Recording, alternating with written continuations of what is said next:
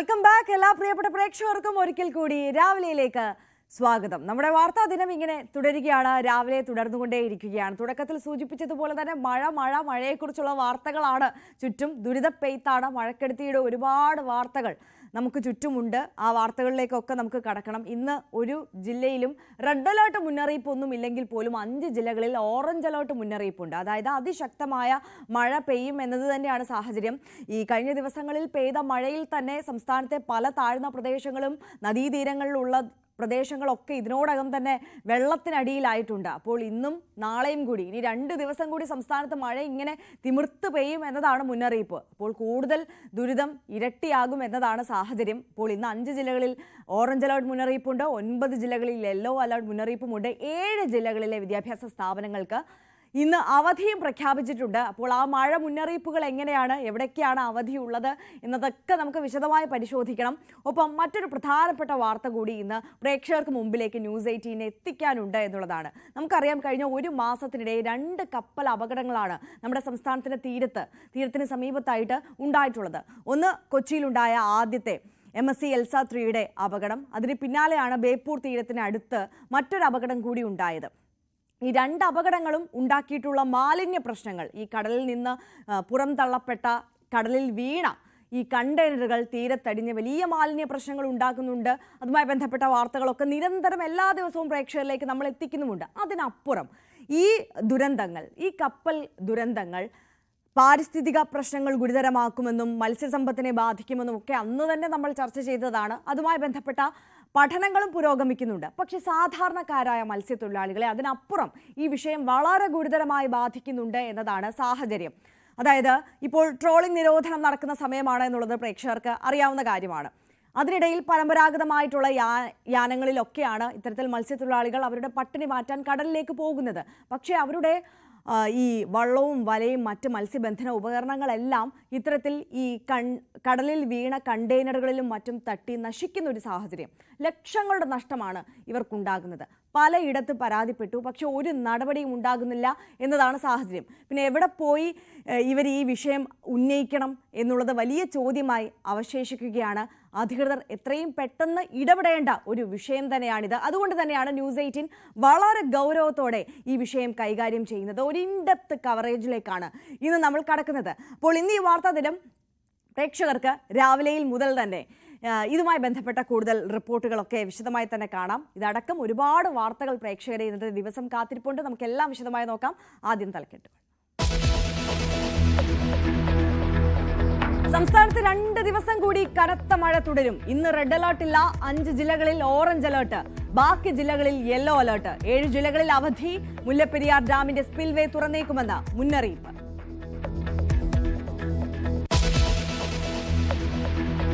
ഉത്തരേന്ത്യയിലും കനത്ത മഴയും വെള്ളപ്പൊക്കവും. ഹിമാചൽ പ്രദേശിൽ ദുരിതം വിതച്ച് 3 മേഘവിസ്ഫോടനം, 9 ഇടങ്ങളിൽ മിന്നൽ പ്രളയം, 7 മരണം. അളകനന്ദ നദിയിൽ വീണ ബസ്സിലുണ്ടായിരുന്ന 9 പേർ ഒഴുക്കിൽപ്പെട്ടു.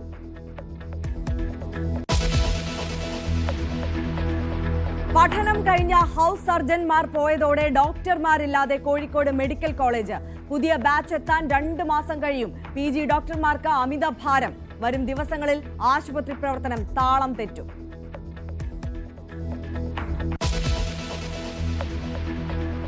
കത്തിയ കപ്പലും മുങ്ങിയ കപ്പലും വഴിമുട്ടിച്ചത് കേരള തീരത്തെ മത്സ്യത്തൊഴിലാളികളുടെ ജീവിതവും ഉപജീവനവും.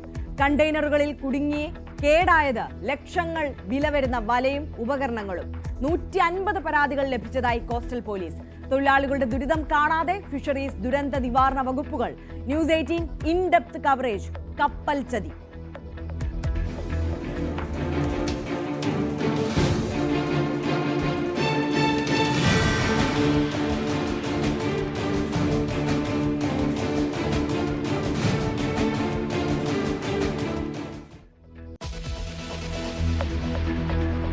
നിലമ്പൂരിൽ പാർട്ടി വോട്ടുകളും PV അൻവർ ചോർത്തിയെടുത്തെന്ന വിലയിരുത്തലിൽ CPM സംസ്ഥാന കമ്മിറ്റി.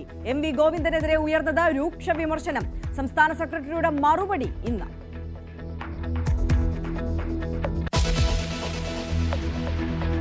നിലമ്പൂരിലെ ജയത്തിന് ശേഷം KPCC രാഷ്ട്രീയകാര്യ സമിതിയുടെ ആദ്യ യോഗം ഇന്ന്. PV അൻവറിനെ കുറിച്ചും ചർച്ചയുണ്ടാകും. ആര്യാടൻ ഷൗക്കത്തിന്റെ സത്യപ്രതിജ്ഞയും ഇന്ന്.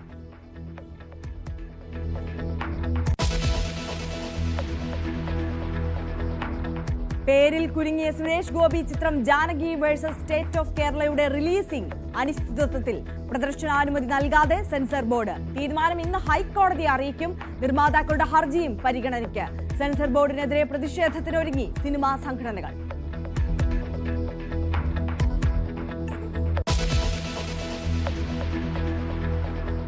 വിശദമായി നമുക്ക് നോക്കാം. ആദ്യം മഴ മുന്നറിയിപ്പുകളിലേക്ക് തന്നെ കടക്കാം. സംസ്ഥാനത്ത് പല ജില്ലകളിലും ശക്തമായ മഴ ഇങ്ങനെ തുടർന്നുകൊണ്ടേയിരിക്കുകയാണ്. ഇന്ന് 5 ജില്ലകളിലാണ് ഓറഞ്ച് അലർട്ട് മുന്നറിയിപ്പുള്ളത്. എറണാകുളം, ഇടുക്കി, തൃശൂർ, മലപ്പുറം, വയനാട് ജില്ലകളിലാണ് ഓറഞ്ച് അലർട്ട് മുന്നറിയിപ്പ്. 9 ജില്ലകളിൽ യെല്ലോ അലർട്ടാണ്. 7 ജില്ലകളിലെ വിദ്യാഭ്യാസ സ്ഥാപനങ്ങൾക്ക് ഇന്ന് അവധി പ്രഖ്യാപിച്ചിട്ടുണ്ട്. കൂടാതെ ഇതിനൊപ്പം ഇരിട്ടി, നിലമ്പൂർ, ചേർത്തല, കുട്ടനാട് താലൂക്കുകളിലെ വിദ്യാഭ്യാസ സ്ഥാപനങ്ങൾക്കും ഇന്ന് അവധിയാണ്. ജലനിരപ്പ് ഉയർന്നതിനെ തുടർന്ന് മുല്ലപ്പെരിയാർ ഡാമിന്റെ സ്പിൽവേ തുറന്നേക്കുമെന്ന് തമിഴ്നാട് മുന്നറിയിപ്പും നൽകിയിട്ടുണ്ട്. അപ്പോൾ കൊച്ചിയിൽ നിന്ന് നവമിയും, കോട്ടയത്ത് നിന്ന് ജി ശ്രീജിത്തും, ഇടുക്കിയിൽ നിന്ന് സാഗറും സ്റ്റാലിനും, പത്തനംതിട്ടയിൽ നിന്ന് ശശിനാരായണനും കൂടുതൽ വിവരങ്ങളുമായി ചേരും. ഒപ്പം തിരുവനന്തപുരത്ത് നിന്ന് സാരംഗ് കൂടി മഴ വിവരങ്ങളുമായി നമുക്കൊപ്പം ചേരുകയാണ്. അപ്പോൾ ആദ്യം നമുക്ക് സാരംഗിലേക്ക് പോകാം. Sarang, good morning. തലസ്ഥാനത്തെ മഴയുടെ ഒരു സാഹചര്യം എങ്ങനെയാണ് സാരംഗ്?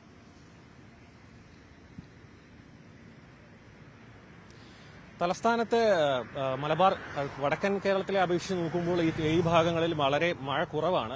അലേർട്ടും അത്തരത്തിൽ തന്നെയാണ് നമുക്ക് വരുന്നത്. കാര്യമായിട്ടുള്ള മഴ ബുദ്ധിമുട്ടുണ്ടാക്കിയിട്ടുള്ളത് തീരദേശ പ്രദേശങ്ങളിലാണ്. തീരദേശത്ത്, അതായത് ശംഖുമുഖം ആ ഭാഗങ്ങളിലൊക്കെ കഴിഞ്ഞ ദിവസങ്ങളിൽ പെയ്ത ശക്തമായ മഴയിൽ പല ഭാഗങ്ങളിലും വീടുകൾക്ക് നാശനഷ്ടങ്ങൾ ഉണ്ടായിട്ടുണ്ട്. അതേപോലെ തന്നെ പല ഭാഗങ്ങളിലുമുള്ള വീടുകളുടെ സ്ഥലങ്ങളിലും അതേപോലെ തന്നെ തെങ്ങടക്കമുള്ള ഭാഗങ്ങൾ കടലെടുക്കുന്നൊരു പ്രശ്നം ഉണ്ടായിട്ടുണ്ട്. അതിനൊപ്പം തന്നെ ചില ഇടങ്ങളിൽ ഒറ്റപ്പെട്ട ഭാഗങ്ങളിൽ മരങ്ങൾ കടപുഴകി വീഴുന്ന പ്രശ്നങ്ങളും മറ്റും ഉണ്ടായിട്ടുണ്ട്. താരതമ്യേന മലബാർ മേഖലയിൽ വെച്ച് നോക്കുമ്പോൾ തിരുവനന്തപുരം ജില്ലയിൽ, തെക്കൻ ജില്ലകളിൽ മൊത്തമായി കാര്യങ്ങൾ വളരെയധികം അത്രയധികം പ്രശ്നങ്ങളിലേക്ക് കടന്നിട്ടില്ല. മഴ ചില സമയങ്ങളിൽ ശക്തമായി പെയ്യുന്നുണ്ടെങ്കിലും തുടർച്ചയായി പെയ്യുന്നില്ല. മാത്രമല്ല, ഇതിനു മുൻപ് മഴ ശക്തമായ സമയത്ത് ഉണ്ടായ പോലെ ശക്തമായ കാറ്റും കാര്യങ്ങളും ഒന്നും അത്രയധികം പ്രശ്നങ്ങൾ സൃഷ്ടിക്കുന്നില്ല എന്നാണ് നിലവിൽ അറിയാൻ കഴിയുന്നത്. കാര്യമായിട്ട്, അതായത് മെയ് മാസത്തിൽ മൺസൂൺ വളരെയധികം നേരത്തെ എത്തിയപ്പോൾ തന്നെ ഉണ്ടായിരുന്ന പ്രശ്നങ്ങൾ തന്നെ തീരദേശ മേഖലകളിൽ ഉണ്ടാക്കുന്ന പ്രശ്നങ്ങൾ അതേപോലെ തന്നെ തുടരുന്നു എന്നാണ് നമുക്ക് മനസ്സിലാക്കാൻ കഴിയുന്നത്. ശംഖുമുഖം ബീച്ചിൽ, അതായത് ശംഖുമുഖത്ത് പലതരത്തിലുള്ള കെട്ടിടങ്ങളുണ്ട്. നമുക്ക് സംരക്ഷിതമായ കെട്ടിടങ്ങളും മറ്റും നാശങ്ങൾ നേരിടുന്നുണ്ട്. അതിനുള്ള പദ്ധതികളും മറ്റും തയ്യാറാക്കിയിട്ടുണ്ട്. പക്ഷേ അതിലൊന്നും കാര്യമായിട്ടുള്ള പുരോഗതി ഉണ്ടായിട്ടില്ല. മാത്രമല്ല, പല വീടുകളിലും 100ഓളം വീടുകൾ ഇതിനു മുൻപ് പെയ്ത ഈ 2 ആഴ്ച മുന്നേ പെയ്ത മഴയിൽ കേടുപാടുകൾ സംഭവിച്ചിട്ടുണ്ട്. അത്തരത്തിൽ തന്നെയുള്ള തീരദേശ പ്രദേശങ്ങളിലാണ് കാര്യമായിട്ടുള്ള കേടുപാടുകളും മറ്റ് ബുദ്ധിമുട്ടുകളും ജനങ്ങൾ അനുഭവിക്കുന്നത്. മറ്റു തരത്തിൽ നോക്കുകയാണെങ്കിൽ നഗരത്തിലും മറ്റും വെള്ളക്കെട്ടുകളും വളരെ കുറവാണ്. സാധാരണഗതിയിൽ തിരുവനന്തപുരം നഗരത്തിൽ മഴ ചെറിയ രീതിയിൽ കനക്കുമ്പോൾ തന്നെ നഗരത്തിൽ വെള്ളക്കെട്ടുകൾ രൂപപ്പെടാറുണ്ട്. പക്ഷേ ഇത്തവണ വെള്ളക്കെട്ടുകൾ കാര്യമായി രൂപപ്പെടുന്നില്ല. മഴ അത്രയധികം പെയ്തിട്ടില്ലെങ്കിൽ പോലും വെള്ളക്കെട്ടുകൾ അധികം പ്രശ്നങ്ങൾ ഉണ്ടാക്കുന്നില്ല. മാത്രമല്ല, മരങ്ങൾ പല ഭാഗങ്ങളിലും, സെക്രട്ടേറിയറ്റിന്റെയും നഗരത്തിന്റെ പല ഭാഗങ്ങളിലുള്ള മരങ്ങൾ, അപകട ഭീഷണി ഉയർത്തുന്ന മരങ്ങൾ മുറിച്ചു മാറ്റിയിട്ടുണ്ട്. അത്തരത്തിലുള്ള അപകട ഭീഷണിയുള്ള മരങ്ങൾ മുറിച്ചു മാറ്റിയതുകൊണ്ട് തന്നെ മഴ കനക്കുമ്പോഴും അത്തരത്തിലുള്ള നാശനഷ്ടങ്ങളോ കാര്യങ്ങളോ ഒന്നും തന്നെ ഇപ്പോൾ നിലവിൽ റിപ്പോർട്ട് ചെയ്യുന്നില്ല. പക്ഷേ കാര്യമായ നാശനഷ്ടങ്ങൾ ഉണ്ടായിട്ടുള്ളത് തീരദേശ പ്രദേശങ്ങളിലാണ്. തീരദേശ പ്രദേശത്ത് ഇത്തരത്തിലെ കടലാക്രമണ ഭീഷണി ഉയർന്നതുകൊണ്ട് തന്നെ മത്സ്യത്തൊഴിലാളികളും മറ്റും റോഡ് ഉപരോധിച്ചിരുന്നു കുറച്ച് ദിവസങ്ങൾക്ക് മുൻപ്. അതിനുശേഷവും മഴ കനക്കുന്ന സമയത്ത്, കടൽക്ഷോഭം ഉയരുന്ന സമയത്ത് തന്നെ ഇത്തരത്തിൽ വീടുകൾക്ക് കേടുപാടുകൾ വരിക, ചില വീടുകൾ പൂർണ്ണമായും തകരുന്ന സ്ഥിതിവിശേഷവും മറ്റും ഉണ്ടായിരുന്നു. അതല്ലാതെ നോക്കുകയാണെന്നുണ്ടെങ്കിൽ മലയോര പ്രദേശങ്ങളിൽ ചിലയിടങ്ങളിൽ ശക്തമായ മഴയിൽ മരങ്ങൾ കടപുഴകി വീഴുന്ന ഒരു സാഹചര്യം ഉണ്ടാകുന്നു മാത്രമേ ഉള്ളൂ. അല്ലാത്ത രീതിയിൽ തിരുവനന്തപുരം ജില്ലയിലെ സാഹചര്യങ്ങൾ മലബാർ ഏരിയകൾ വെച്ച് നോക്കുമ്പോൾ സാരംഗ് സുധാകരനാണ് കൂടുതൽ വിശദാംശങ്ങളുമായി നമുക്കൊപ്പം ചേർത്തത്. എന്തായാലും അതാണ് തലസ്ഥാനത്തെ ഒരു സാഹചര്യം. വടക്കൻ കേരളത്തെ അപേക്ഷിച്ച് നോക്കുമ്പോൾ അത്രത്തോളം മഴ തിരുവനന്തപുരം ജില്ലയിൽ ഇല്ല എന്നതാണ് സാരംഗ് പങ്കുവെക്കുന്ന വിവരം. നമുക്ക് നവമിയിലേക്ക് പോകാം. Navami, good morning. എങ്ങനെയുണ്ട് എറണാകുളത്തെ മഴയൊക്കെ?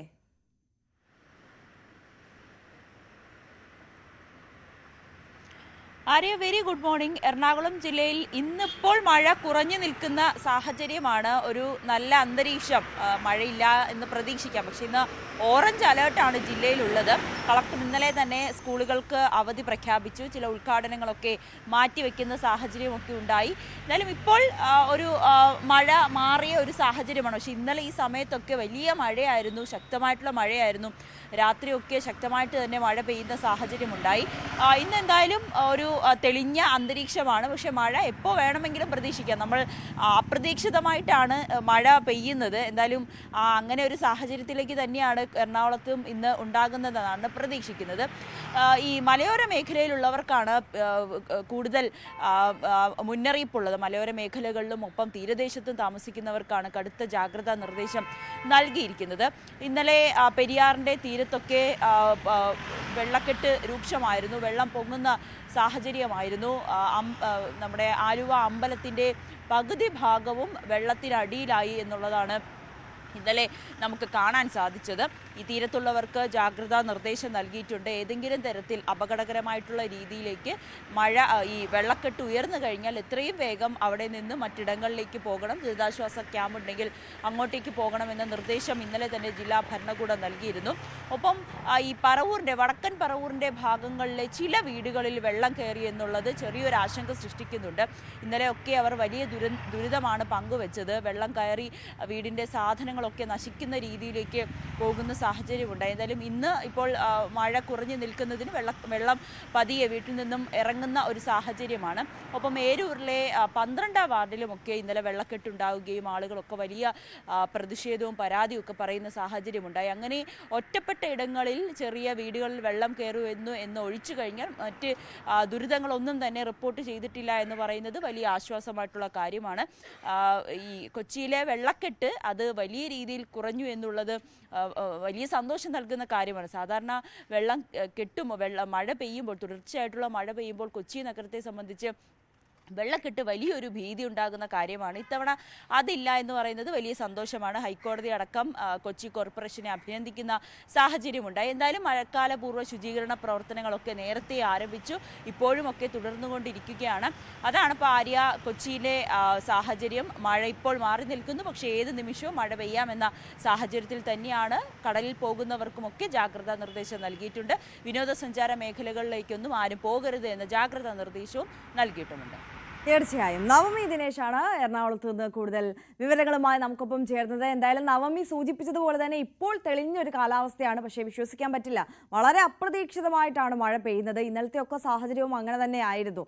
പെട്ടെന്ന് ഒരുപാട് മഴ പെയ്യുന്നു എന്നതാണ് സാഹചര്യം. കുറഞ്ഞ സമയം കൊണ്ട് തന്നെ ഈ താഴ്ന്ന പ്രദേശങ്ങളൊക്കെ വെള്ളത്തിനടിയിലാകുന്ന ഒരു സാഹചര്യമാണ്. ആലുവ ശിവക്ഷേത്രമൊക്കെ പൂർണ്ണമായും വെള്ളത്തിൽ മുങ്ങിയ കാഴ്ചയൊക്കെ നമ്മൾ കണ്ടു. എന്തായാലും തൽക്കാലം മഴ മാറി നിൽക്കുന്നു എന്നുള്ള ഒരു ആശ്വാസം എറണാകുളം ജില്ലയിലുമുണ്ട്. നമുക്ക് കോട്ടയത്തേക്ക് പോകാം. ശ്രീജിത്ത് ഉണ്ട് അവിടെ നിന്ന്. Sreejith, good morning. അവിടെ എങ്ങനെയാണ് കോട്ടയത്തെ സാഹചര്യം? ദുരിതപ്പെയ്ത്ത് തുടരുകയാണോ? രാത്രി വൈകിയും ദുരിതപ്പെയ്ത്ത് ഉണ്ടായിരുന്നു. ഇന്ന് രാവിലെ ചിലയിടങ്ങളിൽ മാത്രമാണ് ചെറിയ തോതിലാണ് മഴ ഉള്ളത്. അതായത് ഇന്നലെ രാത്രി പെയ്ത അത്രയും മഴ ഇന്ന് ഈ കഴിഞ്ഞ രാത്രി പെയ്തിട്ടില്ല. എന്തായാലും ഒരു കാര്യം ഉറപ്പാണ്, നദികളിലൊക്കെ ജലനിരപ്പ് ഉയർന്നു നിൽക്കുന്ന ഒരു സാഹചര്യമുണ്ട്. പക്ഷെ ആശ്വാസമായിട്ടുള്ളത് ഇന്ന് ജില്ലയിൽ ഇതുവരെ പ്രഖ്യാപിച്ചിരിക്കുന്നത് യെല്ലോ അലർട്ടാണ്. ഇന്നലെയും യെല്ലോ അലർട്ടാണ് പ്രഖ്യാപിച്ചിരുന്നത്. പക്ഷെ രാവിലെ ഒരു 10 മണിക്ക് ശേഷമാണ് അത് ഓറഞ്ച് അലർട്ടിലേക്ക് മാറുന്ന സാഹചര്യം ഉണ്ടായത്. ഇതെല്ലാം മുൻനിർത്തി ഇന്നലത്തെ ഒരു അതിശക്തമായ മഴ ഒക്കെ മുൻനിർത്തിക്കൊണ്ടാണ് ഇന്ന് ജില്ലയിൽ വിദ്യാഭ്യാസ സ്ഥാപനങ്ങൾക്ക് ജില്ലാ കളക്ടർ അവധി പ്രഖ്യാപിച്ചിട്ടുണ്ട്. നിലവിൽ 4 ക്യാമ്പുകൾ ജില്ലയിൽ പ്രവർത്തിക്കാൻ തുടങ്ങിയിട്ടുണ്ട്. ഏതാണ്ട് 15ഓളം കുടുംബങ്ങൾ ക്യാമ്പുകളിലാണ്. പ്രത്യേകിച്ച് ഈ കോട്ടയത്തിന്റെ ഒരു പ്രത്യേകത, ഈ താഴ്ന്ന പ്രദേശങ്ങൾ നിരവധിയുണ്ട്. ഈ അപ്പർ കുട്ടനാടൻ മേഖല നിരവധിയുണ്ട്. ഇത്തരം മേഖലയിലുള്ളവർക്ക് കഴിഞ്ഞ കുറെ കാലമായി തന്നെ ദുരിതം തുടരുന്ന ഒരു കാഴ്ച തന്നെയാണ് ഉള്ളത്. ഖനന പ്രവർത്തനങ്ങളെല്ലാം ജില്ലയിൽ നിർത്തിവെക്കാൻ ജില്ലാ കളക്ടർ ഇന്നലെ തന്നെ ഉത്തരവിട്ടിരുന്നു. എന്തായാലും ഇന്ന് യെല്ലോ അലർട്ടിന്റെ നിലയിലാണ് മഴയെങ്കിൽ അതൊരു ആശ്വാസമാണ്. പക്ഷെ ഇന്നലെ അങ്ങനെ ആയിരുന്നില്ല സാഹചര്യം. യെല്ലോ അലർട്ട് പ്രഖ്യാപിച്ചിട്ട് പിന്നീട് അത് ഓറഞ്ചിലേക്ക് മാറുകയും അതിശക്തമായ മഴ പെയ്യുകയൊക്കെ ചെയ്യുന്ന സാഹചര്യം ഉണ്ടായിരുന്നു. മീനച്ചിലാറും മണിമലയാറും ഏതാണ്ട് നിറഞ്ഞു നിൽക്കുന്ന ഒരു സാഹചര്യമാണ് ഉള്ളത്. പൂർണ്ണമായും റോഡുകളിലേക്ക് കാര്യമായി അങ്ങനെ വെള്ളം കയറുന്ന സ്ഥിതിവിശേഷം ഇപ്പോൾ റിപ്പോർട്ട് ചെയ്തിട്ടില്ല. മറ്റ് അനിഷ്ട സംഭവങ്ങൾ, ദുരന്തങ്ങളൊന്നും തന്നെ നിലവിൽ അങ്ങനെ എവിടെ നിന്നും ചെറിയ തോതിൽ പോലും ഉണ്ടായിട്ടില്ല എന്നുള്ളതാണ് നമുക്ക് നൽകാൻ കഴിയുന്ന വിവരം. ആര്യ. ശരി, ജി ശ്രീജിത്താണ് വിവരങ്ങൾ പങ്കുവച്ചത്. എന്തായാലും കോട്ടയത്തെ സാഹചര്യം ഇന്നലെ രാത്രിയും ഇത്തരത്തിൽ ദുരിതപ്പെയ്ത്ത് തുടരുകയായിരുന്നു എന്നുള്ളതാണ്. എന്തായാലും കോട്ടയം ജില്ലയിലെ വിദ്യാഭ്യാസ സ്ഥാപനങ്ങൾക്കൊക്കെ ഇന്ന് അവധിയാണ്. അങ്കണവാടികൾക്കും ഇത്തരത്തിൽ ട്യൂഷൻ സെന്ററുകൾക്കും ഒക്കെ ഈ അവധി ബാധകമാണ് എന്നുള്ളതാണ്. നമ്മളൊന്ന് നോക്കിയാൽ എറണാകുളം, കോട്ടയം, തൃശൂർ, പാലക്കാട്, പത്തനംതിട്ട, ഇടുക്കി, വയനാട് ജില്ലകളിലെ വിദ്യാഭ്യാസ സ്ഥാപനങ്ങൾക്കാണ് ഇത്തരത്തിൽ ഇന്ന് ഈ ദിവസം അവധി പ്രഖ്യാപിച്ചിട്ടുള്ളത്. അതോടൊപ്പം തന്നെ കുട്ടനാട്, ചേർത്തല താലൂക്കുകളിലും അതോടൊപ്പം നിലമ്പൂർ താലൂക്കിലും കണ്ണൂർ ഇരിട്ടി താലൂക്കിലും ഒക്കെയും ഇത്തരത്തിൽ വിദ്യാഭ്യാസ സ്ഥാപനങ്ങൾക്ക് അവധി നൽകിയിട്ടുണ്ട്. ഇനി നമുക്ക് ഇടുക്കിയിലേക്ക് പോകാം. ഇടുക്കിയിൽ നിന്ന് സാഗറും ഒപ്പം സ്റ്റാലിനും ചേരും. ആദ്യം സാഗറിലേക്കാണ് പോകുന്നത്. Sagar, good morning. ഇടുക്കിയിൽ നല്ല മഴയാണ് എന്നുള്ളത് അറിയാം. എന്താണ് കൂടുതൽ മഴക്കെടുതിയൊക്കെ റിപ്പോർട്ട് ചെയ്യുന്ന ഒരു സാഹചര്യമാണോ? എന്താണ് അവസ്ഥ? Arya, good morning. ഇപ്പോൾ മഴ അല്പം മാറി നിൽക്കുന്ന ഒരു സാഹചര്യമുണ്ട്. എന്നാൽ കനത്ത ജാഗ്രതയിൽ തന്നെയാണ് ഇടുക്കി ജില്ല ഉള്ളത്. കാരണം ഇന്നലെ ഓറഞ്ച് അലർട്ടായിരുന്നു ജില്ലയിൽ ആദ്യം പ്രഖ്യാപിച്ചിരുന്നതെങ്കിലും പിന്നീട് അതിതീവ്രമായ മഴ എത്തിയതോടെ അത് റെഡ് അലർട്ടിലേക്ക് മാറുന്ന ഒരു സാഹചര്യം ഉണ്ടായി. ഇന്ന് ജില്ലയിൽ ഓറഞ്ച് അലർട്ടാണ് പ്രഖ്യാപിച്ചിരിക്കുന്നത്. ഇന്നലെ രാത്രി എല്ലാം തന്നെ ശക്തമായ ഒരു മഴയാണ് ഇടുക്കി ജില്ലയിൽ ഒട്ടാകെ ഹൈറേഞ്ചിൽ, ഓറഞ്ച് മേഖലയിൽ അടക്കം ഉണ്ടായിരുന്നത്. ഈ അലർട്ട് പോലെ തന്നെയായിരുന്നു ഇന്നലെ മഴയുടെ സാഹചര്യവും. കാരണം കനത്ത ഒരു മഴ തന്നെയാണ് ഇന്നലെ പെയ്തിറങ്ങിയതെങ്കിൽ ഇന്ന് അത് ഓറഞ്ച് അലർട്ടിലേക്ക് മാറിയിട്ടുണ്ട്. ഈ തൊടുപുഴ ഉൾപ്പെടുന്ന ലോറേഞ്ച് മേഖലകളിലും മൂന്നാർ, ചെറുതോണി, കട്ടപ്പന, പീരുമേട് ഉൾപ്പെടെയുള്ള ഹൈറേഞ്ചിന്റെ വിവിധ ഭാഗങ്ങളിലും ശക്തമായ മഴയാണ് ഇന്നലെ രാത്രിയും എല്ലാം ലഭിച്ചത്. എന്നാൽ ഇപ്പോഴാണ് മഴ അല്പം മാറി നിൽക്കുന്നത്. എന്നാൽ ഏത് സമയം വേണമെങ്കിലും മഴ പെയ്യാവുന്ന ഒരു സാഹചര്യമാണ് ഇടുക്കി ജില്ലയെ സംബന്ധിച്ചിടത്തോളം ഉള്ളത്. ഈ കേന്ദ്ര കാലാവസ്ഥാ വകുപ്പ് ജില്ലയിൽ ഓറഞ്ച് അലർട്ട് പ്രഖ്യാപിച്ചതുകൊണ്ട് തന്നെ ഇന്ന് ഇടുക്കി ജില്ലയിലെ സ്കൂളുകൾക്കും കോളേജുകൾക്കും അടക്കം ജില്ലാ ഭരണകൂടം അവധി പ്രഖ്യാപിച്ചിട്ടുണ്ട്. ഈ കനത്ത മഴ ഇത്തരത്തിൽ തുടരുന്നതിന് തന്നെ ഒരു ആശങ്ക ജില്ലയിൽ ഒട്ടാകെ നിലനിൽക്കുന്നുണ്ട്. കാരണം ജില്ലയുടെ ലോറേഞ്ച് മേഖലയിലടക്കം, ഹൈറേഞ്ച് ലോറേഞ്ച് മേഖലയിലടക്കം ചെറിയ തോതിൽ മണ്ണിടിച്ചിലും മറ്റും ഉണ്ടായിട്ടുണ്ട്. ഇന്നലെ മാങ്കുളം പെരുമ്പൻകുത്ത് 6 മൈൽ റോഡിൽ മണ്ണിടിച്ചിലുണ്ടായി. അതുപോലെ തന്നെ തൊടുപുഴ നാളയാനി കോഴിപ്പള്ളി റോഡിൽ മണ്ണിടിഞ്ഞ് ഗതാഗതം തടസ്സപ്പെടുന്ന ഒരു സാഹചര്യം ഉണ്ടായി. മറ്റൊരു പ്രധാനപ്പെട്ട കാര്യം, പുഴകളിലും മറ്റും ജലനിരപ്പ് ക്രമാതീതമായി ഉയർന്നിട്ടുണ്ട്. ഈ പുഴയുടെ വശങ്ങളിലെ താഴ്ന്ന ഇടങ്ങളിലെല്ലാം തന്നെ വെള്ളം കയറിയിട്ടുണ്ട്. ഇന്നലെ വൈകിട്ടോടെ വീണ്ടും വെള്ളം കയറി. ഇന്നലെ രാവിലെ പെയ്ത മഴയിൽ വെള്ളം കയറിയെങ്കിലും അല്പം കഴിഞ്ഞപ്പോൾ അത് ഇറങ്ങിയിരുന്നു. എന്നാൽ വൈകിട്ട് പെയ്ത മഴയിൽ വീണ്ടും വെള്ളം കയറുന്ന ഒരു സാഹചര്യം ഉണ്ടായി. അതുപോലെ തൊടുപുഴ, മൂവാറ്റുപുഴ ആറുകളിലെല്ലാം തന്നെ ജലനിരപ്പ് ഉയർന്നിട്ടുണ്ട്. ഈ മലങ്കര അണക്കെട്ടിന്റെ 6 ഷട്ടറുകളാണ് കനത്ത മഴയെ തുടർന്ന് തുറന്നിട്ടിരിക്കുന്നത്. അതുകൊണ്ട് തന്നെ ഈ തൊടുപുഴയാറിലും മൂവാറ്റുപുഴയാറിലും എല്ലാം ക്രമാതീതമായി വെള്ളം ഒഴുകുന്ന ഒരു സാഹചര്യമാണ് ഉള്ളത്. എന്തായാലും മഴ ഇന്നും പെയ്യുമെന്നൊരു സാഹചര്യം തന്നെയാണ് നിലനിൽക്കുന്നത്. ആര്യ, ശരി.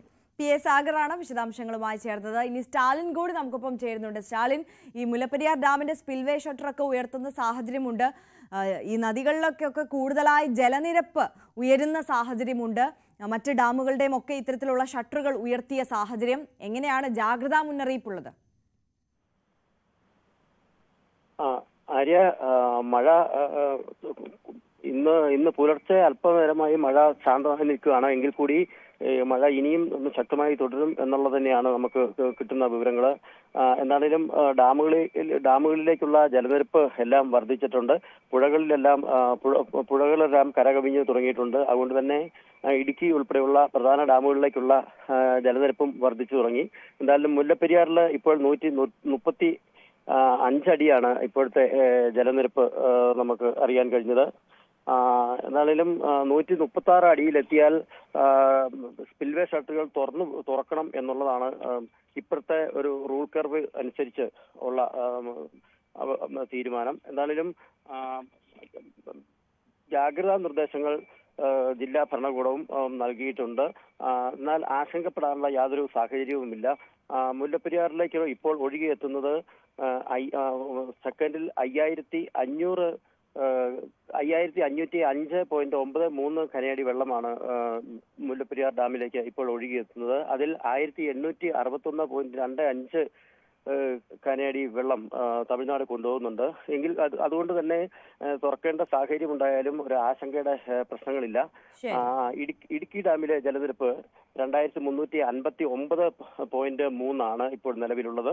മറ്റ് ഡാമുകളിലും പ്രത്യേകിച്ചും ചെറിയ ഡാമുകൾ കല്ലാർകുട്ടി, പാമ്പള, അതേപോലെ പൊന്മുടി തുടങ്ങിയ ഡാമുകളുടെ ഷട്ടറുകളും തുറന്നിട്ടുണ്ട്. മേഖലയിലെ മഴയുടെ തോത് അനുസരിച്ച് ചെറിയ ഡാമുകളുടെ ഷട്ടറുകൾ ഉയർത്തുന്ന കാര്യത്തിൽ പുതിയ ക്രമീകരണങ്ങളാണ് ഏർപ്പെടുത്തുന്നത്. മഴ ശക്തി കൂടുന്ന സാഹചര്യത്തിൽ കൂടുതൽ അളവിലേക്ക് വെള്ളം തുറന്നു വിടുന്നുണ്ട്. അതുകൊണ്ട് തന്നെ പന്നിയാറ്, മുതിരപ്പുഴയാറ്, അതേപോലെ പെരിയാർ തുടങ്ങിയിട്ടുള്ള ആറുകളുടെ തീരദേശവാസികൾക്ക് പ്രത്യേക ജാഗ്രതാ നിർദ്ദേശവും ജില്ലാ ഭരണകൂടം നൽകി വരുന്നുണ്ട്. തീർച്ചയായും സ്റ്റാലിൻ, ഒരു കാര്യം കൂടിയുണ്ട്. നമുക്ക് ഇത്തരത്തിൽ ഇടുക്കിയിലെ മഴയെക്കുറിച്ച് പറയുമ്പോൾ അവിടെ മഴക്കെടുതിയും രൂക്ഷമാകുന്ന ഒരു സാഹചര്യമാണല്ലോ. ഈ കട്ടപ്പന കുന്തളം പാറയിൽ ഒരു വീടിന്റെ സംരക്ഷണ ഭിത്തി ഇടിഞ്ഞ് മറ്റൊരു വീട്ടിലേക്ക് പതിച്ചു എന്നുള്ള ഒരു സാഹചര്യമുണ്ട്. ആ വാർത്തയുടെ വിശദാംശങ്ങൾ എങ്ങനെയാണ്? ആർക്കെങ്കിലും പരിക്കു പറ്റിയിട്ടുണ്ടോ? ആര്യ, ഇന്നലെയാണ് കട്ടപ്പന കുന്തളംപാറയിലെ ഒരു വീടിന്റെ സംരക്ഷണ ഭിത്തി, പ്രദേശത്ത് കനത്ത മഴയായിരുന്നു. 2 ദിവസമായി തുടർച്ചയായി പെയ്യുന്ന മഴയുടെ ഭാഗമായിട്ട് ഒരു വീടിന്റെ സംരക്ഷണ ഭിത്തി ഇടിഞ്ഞ് മറ്റൊരു വീടിന്റെ സമീപത്തേക്ക്, പ്രത്യേകിച്ചും ആ വീടിന്റെ ഭിത്തിയിലേക്ക് ചെന്ന് പതിക്കുകയായിരുന്നു. എന്തായാലും ആർക്കും അപകടം ഒന്നും ഉണ്ടായില്ല. എന്നാൽ ഇനിയും മഴ അവിടെ തുടരുന്ന സാഹചര്യം ഉണ്ടായാൽ 2 വീടുകൾക്കും വളരെ രണ്ട് വീട്ടുകാർക്കും ആശങ്കപ്പെടേണ്ട സാഹചര്യമുണ്ട്. മഴ ശക്തമായി തുടർന്നാൽ ആദ്യത്തെ വീടിന്റെ ഭിത്തിയും അതോടൊപ്പം തന്നെ സംരക്ഷണ ഭിത്തിയും ആ വീട് ഉൾപ്പെടെ താഴേക്ക് ഇടിഞ്ഞ് ഇറങ്ങാനുള്ള ഒരു സാധ്യത നിലനിൽക്കുന്നുണ്ട്. അതോടൊപ്പം തന്നെ കട്ടപ്പനയ്ക്ക് സമീപം തോവാള എന്ന സ്ഥലത്ത് അതേപോലെ ഒരു വീടിന്റെ നിർമ്മാണത്തിലിരിക്കുന്ന ഒരു വീടിന്റെ സംരക്ഷണ ഭിത്തി ഇന്നലെ വൈകിട്ട് ഇടിഞ്ഞു. അതും ഇത്തരത്തിലുള്ള ഭീഷണി നിലനിൽക്കുന്ന സാഹചര്യമുണ്ട്. ആര്യ, തീർച്ചയായും വി.കെ. സ്റ്റാലിനാണ് വിവരങ്ങൾ പങ്കുവച്ചത്. എന്തായാലും കട്ടപ്പന കുന്തളം പാറയിലാണ് വീടിന്റെ സംരക്ഷണ ഭിത്തി തകർന്ന അയൽവാസിയുടെ വീട്ടിലേക്ക് പതിച്ചത്. രാമനാട്ട് സനോജ് ജോസഫിന്റെ വീടിന്റെ സംരക്ഷണ ഭിത്തിയാണ് ഇത്തരത്തിൽ അയൽവാസിയായ കവിയിൽ സിബി ജോസഫിന്റെ വീട്ടിലേക്ക് ഇടിഞ്ഞു വീണത്. ഈ ദൃശ്യങ്ങളിൽ തന്നെ വ്യക്തമാണ് എത്രത്തോളം വലിയൊരു അപകടമാണ് നടന്നത് എന്നുള്ളത്. പക്ഷേ എന്തായാലും ആർക്കും പരുക്കില്ല എന്നത് വളരെ ആശ്വാസകരമാണ്. പക്ഷേ ഇപ്പോൾ സ്റ്റാലിൻ സൂചിപ്പിച്ചതുപോലെ തന്നെ ഇതൊരു വലിയ അപകടക്കെണിയായി തുടരുകയാണ്. ഇനിയും മഴ പെയ്യുകയാണെന്നുണ്ടെങ്കിൽ ഈ 2 വീടിനും നാശം സംഭവിക്കുന്ന തരത്തിലേക്ക് ഈ സാഹചര്യം മാറും. ഈ സംരക്ഷണ ഭിത്തി ഇടിഞ്ഞത് കൊണ്ടെത്തിക്കും എന്നതാണ്. എന്തായാലും ഇത്തരത്തിൽ മഴക്കെടുതികൾ റിപ്പോർട്ട് ചെയ്യുന്നുണ്ട് ഇടുക്കി ജില്ലയിൽ നിന്ന്. നമുക്ക് പത്തനംതിട്ടയിലേക്ക് പോകാം. പത്തനംതിട്ടയിലും കഴിഞ്ഞ ദിവസങ്ങളിലൊക്കെ അതിശക്തമായ മഴയാണ് പെയ്തുകൊണ്ടേയിരിക്കുന്നത്. ശശിനാരായണൻ ചേരുന്നുണ്ട്. Sasinarayanan, good morning. മഴ ഇങ്ങനെ തുടരുകയാണോ പത്തനംതിട്ടയിൽ? Arya, good morning. പത്തനംതിട്ടയിൽ മഴ തുടരുന്നുണ്ട്. ആര്യ, മലയോര മേഖലയിലൊക്കെ ശക്തമായ മഴയുണ്ട്. പക്ഷേ നഗരപ്രദേശങ്ങളിൽ ഇപ്പോൾ ഒരു തെളിഞ്ഞ കാലാവസ്ഥയുണ്ട്. പക്ഷെ ആകാശം മേഘാവൃതമാണ്. ശക്തമായ മഴ കഴിഞ്ഞ 2-3 ദിവസമായി പത്തനംതിട്ട ജില്ലയിൽ തുടരുന്നുണ്ട്. നദികളുടെ ജലനിരപ്പും കാര്യമായ രീതിയിൽ ഉയർന്നിട്ടുണ്ട്. അച്ചൻകോൽ നദിയിൽ മഞ്ഞ അലർട്ടാണ് ഒരു ജാഗ്രത നിർദ്ദേശത്തിന്റെ ഭാഗമായി നൽകിയിട്ടുള്ളത്. ഒപ്പം ഡാമുകളുടെ ഷട്ടർ, അതായത് മൂഴിയാർ ഡാമിന്റെ 3 ഷട്ടറുകൾ, ഒന്നാമത്തെ ഷട്ടർ 15 സെന്റിമീറ്ററും, രണ്ടാമത്തെ ഷട്ടർ 10 സെന്റിമീറ്ററും 20 സെന്റിമീറ്ററും, മൂന്നാമത്തെ ഷട്ടർ 15 സെന്റിമീറ്ററും, അങ്ങനെ 3 ഷട്ടറുകൾ തുറന്നിട്ടുണ്ട്. നദിയിലെ അതുകൊണ്ട് തന്നെ കക്കാട്ടാറിലെയും നദീതീരങ്ങളിൽ താമസിക്കുന്ന ആളുകൾക്കും ഒരു ജാഗ്രതാ നിർദ്ദേശം നൽകിയിട്ടുണ്ട്. മലയോര മേഖലയിലേക്കുള്ള രാത്രികാല യാത്രകൾക്ക് നിരോധനമുണ്ട്. കുട്ടവഞ്ചി സവാരി കേന്ദ്രത്തിലേക്കുള്ള യാത്രകൾക്ക്, വിനോദസഞ്ചാര മേഖലയിലേക്കുള്ള യാത്രകൾ, ശബരിമല പാതയിലേക്കുള്ള യാത്രകൾ, അങ്ങനെ രാത്രികാല യാത്രകൾക്ക് വൈകിട്ട് 6 മുതൽ പുലർച്ചെ 7 വരെയുള്ള സമയങ്ങളിൽ ഒരു നിയന്ത്രണം ഇപ്പോൾ ഏർപ്പെടുത്തിയിട്ടുണ്ട്. ഇന്നലെ മുതൽ കോറികൾക്കും നിയന്ത്രണം, ഈ പാറ പൊട്ടിക്കുന്നു, അതുപോലെ മണ്ണിടിച്ചിലുള്ള സാധ്യതയുള്ള മേഖലയിൽ കോറികളൊക്കെ ഉണ്ട്, അതും നിയന്ത്രണം ഏർപ്പെടുത്തിയിട്ടുണ്ട്. നിലവിലത്തെ സാഹചര്യത്തിൽ പല സ്ഥലങ്ങളിൽ, അതായത് സീതത്തോട്, കൊക്കാത്തോട് തുടങ്ങിയ മലയോര മേഖലയിലൊക്കെ ഈ മണ്ണിടിച്ചുള്ള സാധ്യതയുള്ള മേഖലയാണ്. ഈ മേഖലയിലേക്കുള്ള രാത്രികാല യാത്രകൾക്കും ഒക്കെ ഒരു നിയന്ത്രണമുണ്ട്. അതായത് മരം ഒടിഞ്ഞു വീണും അതുപോലെ തന്നെ പോസ്റ്റ് ഒടിഞ്ഞു വീണൊക്കെ രാത്രിയിലൊക്കെ വലിയ അപകടങ്ങൾ ഉണ്ടാകാൻ സാധ്യത ഉള്ളതുകൊണ്ട് തന്നെ ഈ കനത്ത മഴയിലുള്ള യാത്രകൾക്കൊക്കെ ഒരു ജാഗ്രത വേണമെന്നുള്ള നിർദ്ദേശമുണ്ട്. ജില്ലാ ഭരണകൂടം എല്ലാവിധ നിർദ്ദേശങ്ങളും പത്തനംതിട്ട ജില്ലയിൽ നൽകിയിട്ടുണ്ട്. പക്ഷേ മഴ കഴിഞ്ഞ 2 ദിവസമായി തുടരുന്നുണ്ട്. പമ്പയും അച്ചൻകോലും മണിമല നദിയിലെ ജലനിരപ്പും ഉയർന്നിട്ടുണ്ട്. ആര്യ, ശരി, ശശിനാരായണനാണ് വിവരങ്ങൾ പങ്കുവച്ചത്. എന്തായാലും പത്തനംതിട്ടയിൽ നല്ല മഴ ഇങ്ങനെ തുടരുകയാണ്. നമുക്ക് സംസ്ഥാനത്തെ മൊത്തത്തിലുള്ള മഴയുടെ ഒരു സാഹചര്യവും മുന്നറിയിപ്പും ഒക്കെ ഒന്ന് പരിശോധിക്കാം. ആയിഷത്തുൽ ഷംന നമുക്കൊപ്പം ചേരുകയാണ്. Shamna, good morning. ഈ 2 ദിവസം കൂടി ഇങ്ങനെ ഇത്തരത്തിൽ ശക്തമായ മഴ തുടരും എന്നതാണ് മുന്നറിയിപ്പ്. ഇന്ന് ഏതൊക്കെ ജില്ലകളിലാണ് ഈ ഓറഞ്ച് അലേർട്ട് മുന്നറിയിപ്പും യെല്ലോ അലേർട്ട് മുന്നറിയിപ്പും ഒക്കെ ഉള്ളത് ഷംന? Arya, good morning. സംസ്ഥാനത്ത് ഒരിടവേളയ്ക്ക് ശേഷം വീണ്ടും ശക്തമായ മഴ തന്നെയാണ് എന്ന് പറയാം. അടുത്ത 2 ദിവസം കൂടി, അതായത് 29-ാം തീയതി വരെ ശക്തമായ മഴ തുടരുമെന്നതാണ് മുന്നറിയിപ്പ്. അതേസമയം ഇന്നലെ റെഡ് അലേർട്ടുകളൊക്കെ പ്രഖ്യാപിച്ചിരുന്നെങ്കിൽ ഇന്ന് ചെറിയൊരു മാറ്റമുണ്ട്. ഇന്ന് റെഡ് അലേർട്ടുകളൊന്നും നിലവിൽ എവിടെയും പ്രഖ്യാപിച്ചിട്ടില്ല. ഓറഞ്ച് അലേർട്ടുകളാണ്. 5 ജില്ലകൾക്ക് ഓറഞ്ച് അലേർട്ട് പ്രഖ്യാപിച്ചിട്ടുണ്ട്. അത് എറണാകുളം, ഇടുക്കി, തൃശ്ശൂർ, മലപ്പുറം, വയനാട് ജില്ലകൾക്കാണ് ഓറഞ്ച് അലേർട്ട് ഉള്ളത്. മറ്റെല്ലാ ജില്ലകൾക്കും യെല്ലോ അലേർട്ടാണ്. അതായത് സംസ്ഥാനം ഒട്ടാകെ ശക്തമായ മഴ ഉണ്ടാകും എന്ന് തന്നെയാണ് മുന്നറിയിപ്പ്. നാളെയും മറ്റന്നാളും ഒക്കെ ഓറഞ്ച് അലേർട്ടുകൾ പ്രഖ്യാപിച്ചിട്ടുണ്ട്. പിന്നെ നമുക്കറിയാം, ഇന്നലെയൊക്കെ വൈകിട്ടോട് കൂടിയായിരുന്നു റെഡ് അലേർട്ടുകൾ പ്രഖ്യാപിക്കുന്ന ഒരു സാഹചര്യത്തിലേക്ക് കാര്യങ്ങൾ എത്തിയത്.